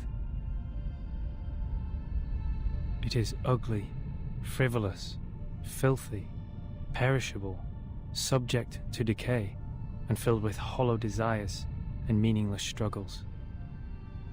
Only the wise can walk out of that cave and see the world as it truly is.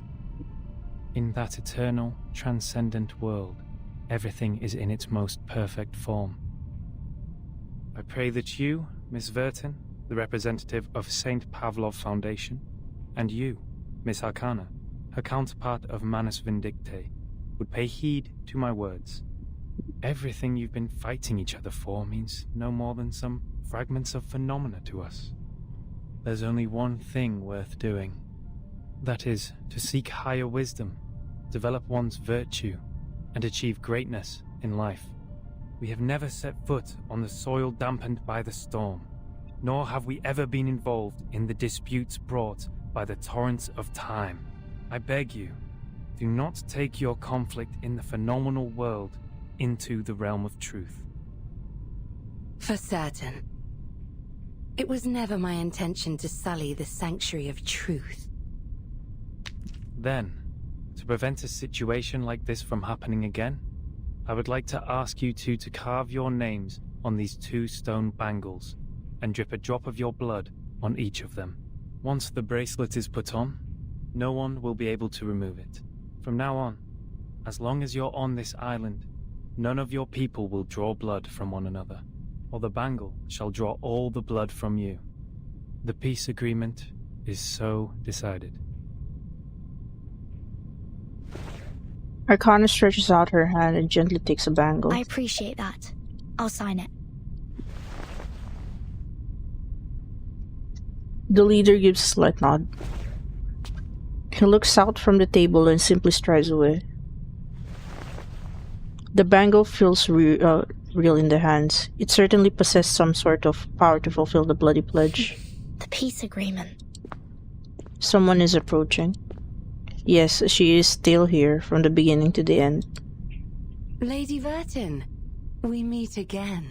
I wish the best to thy friend. She's doing well, thanks to you. You're most welcome.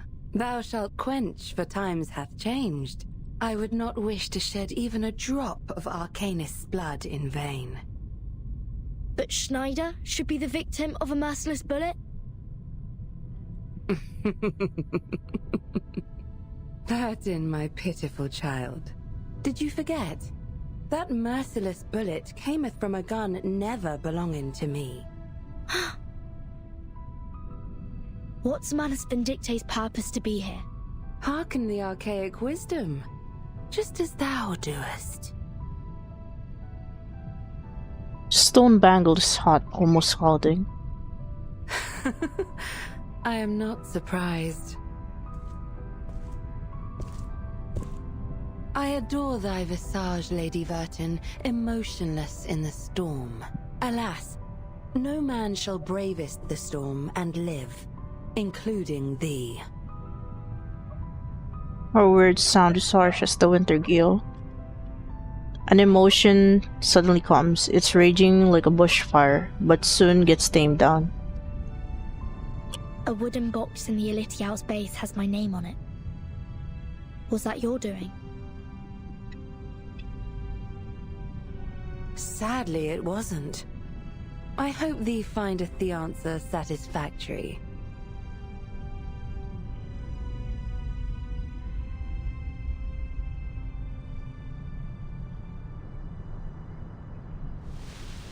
The figure of Arcana disappears in the night. The stone bangle at the wrist becomes subtly heated. It's burning. Something is slithering in the woods nearby. Is that Miss Arcana? Miss Arcana, please, don't go! Save us! And save us! Two weird figures run past Bertin. Is one of them diggers? They are chasing after their leader desperately, as if they are running away from some horrific monsters. Following them, a petite figure rushes out of the woods. No! Come back! Come back! You ignorant foreigners! I just started introducing vectors and matrices, and that's the most interesting part! Oh my god. Vertin! Great! You always show up at the right time and right place. Yeah, is calling it most of 37's, well, not most of them, but like I saw like a few of them are like really screenshotable out of context. Stop them as people! Whatever it takes!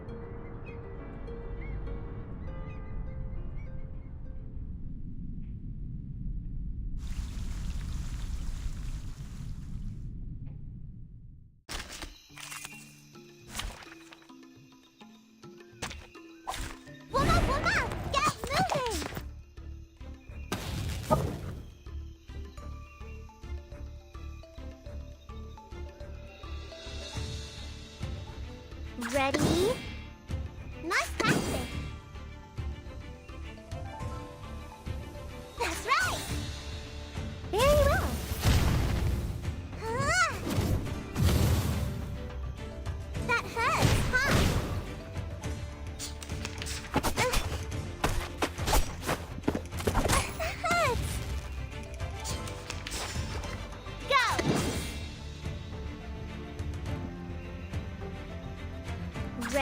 Forward! Ablaze! The wheel of flames!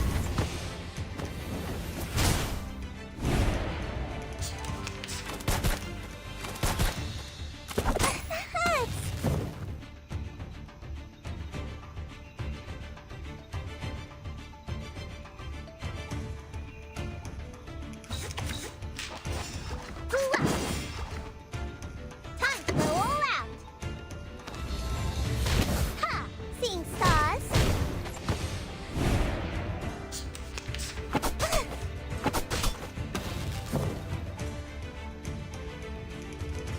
Go! Come on, this is the one punch! Ready? Very well. Cheers and witness my victory!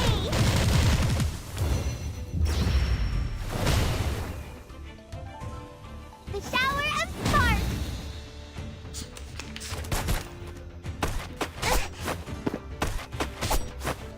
Oh. Hang in there. So much for warm-ups.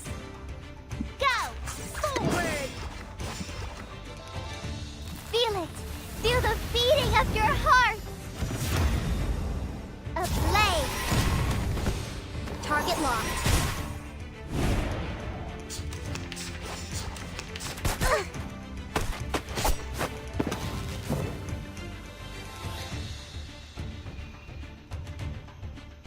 This is Eagle. Target found.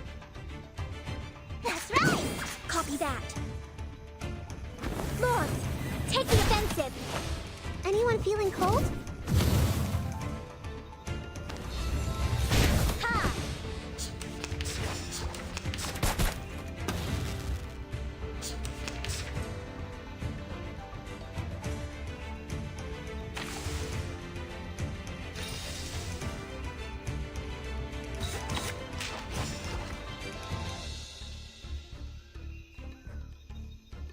Ready, go! Time to go all out! Fireworks! The wheel of flames! Hey! Us. Fair game!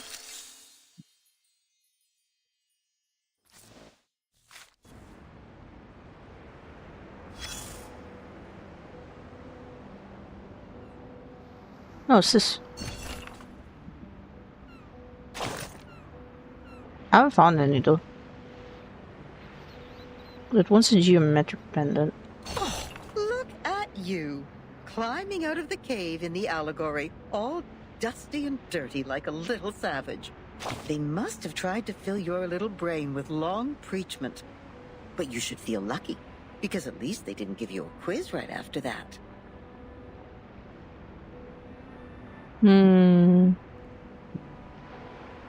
I was not listening, or what they said is true. Oh, how modest you are. Looks like you didn't spend all your student days catching tree frogs. Try to reach the corners of your mind, if you would. And there you will find another bunch of people standing in front of a stone table. Yes, those people in gowns. White gowns with gray diamond patterns.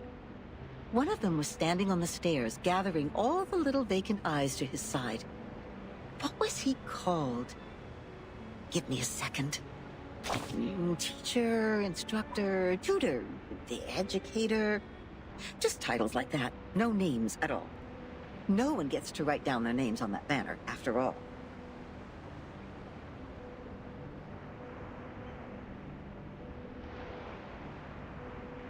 But they have nothing to complain about. You know what they say?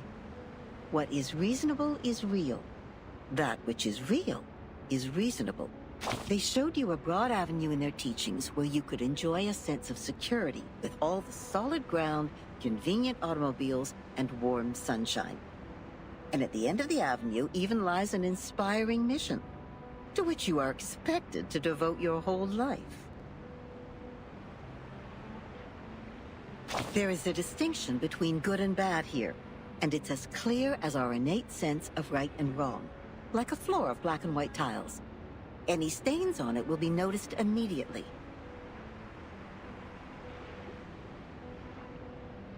But in fact, there exists another path in the woods. It's much less traveled, leading to the unknown darkness which cannot be seen with eyes or proved false. You may even experience indescribable chaos and madness there. This path, however, has an excellent view, and it's one of a kind. The plants are thriving with bursting energy, and the flowers are blooming in a delightful atmosphere. So, which will you take? Perhaps the avenue, or I'm interested in the path. Oh, that's not an easy choice to make. This grandma must give you a round of applause. I would have even pinned a boutonniere to your suit if I had one. But I have to remind you, those things in there are not easy to deal with. They can drive you insane, and you have to be very careful.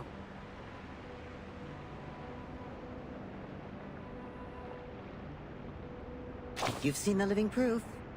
Many were freaked out after they came back, and people had to tie and lock them up. Others even dug their own graves. Oh, my. That was a bit over the top. I hope I didn't scare you, darling. Here's some good news to cheer you up. Actually, there's still one more way you can take. It would be a good choice if you want to enjoy the scenery without getting lost in the darkness.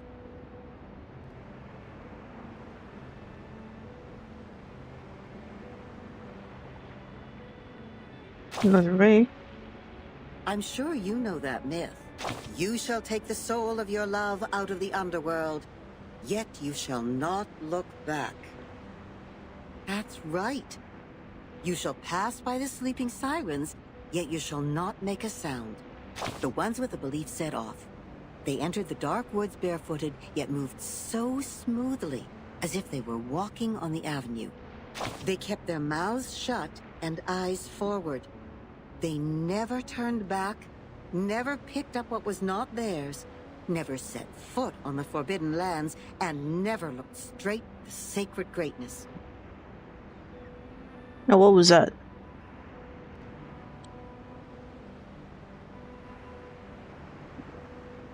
Oh? Is it glitching out? They showed frugality, Okay, we're back. patience, and wisdom in the face of hunger and danger. So the beasts continued to lurk in the shadow, and the ones with the belief passed through the woods safely, until the path disappeared along with the direction sign. Then the first one to look back gave an exclamation before being exiled. Think about what I just said. That which is real is reasonable. Never look back in the woods, darling. If you don't want to be turned into a pillar of salt which can do nothing but wail, then never, ever look back. No. Yes, we'd better stay awake, That's, stay calm, stay cautious all the time. It's a reference to the Bible, actually. Oh, shit. But then there comes the problem. How can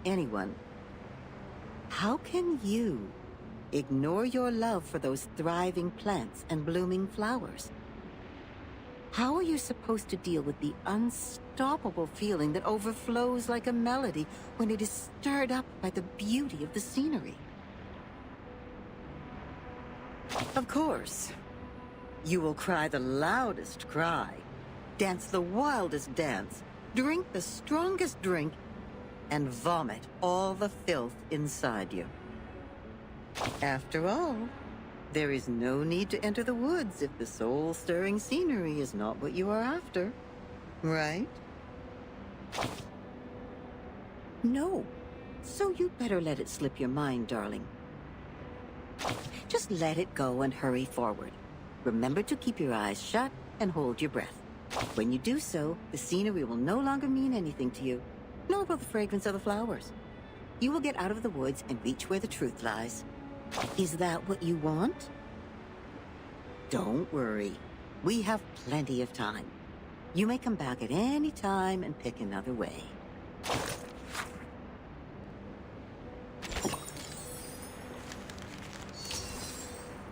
Alright. It didn't give me anything, right? Geometric pendant. Don't see it anywhere. Bit from the previous ones. No. It's probably like get it from a future chapter. Anyways, I think I'll like hold off from here. I'll hold off from here right now. Wait, I hope it didn't like oh, there's a wait, it's actually not displaying the messages on there. Oh well.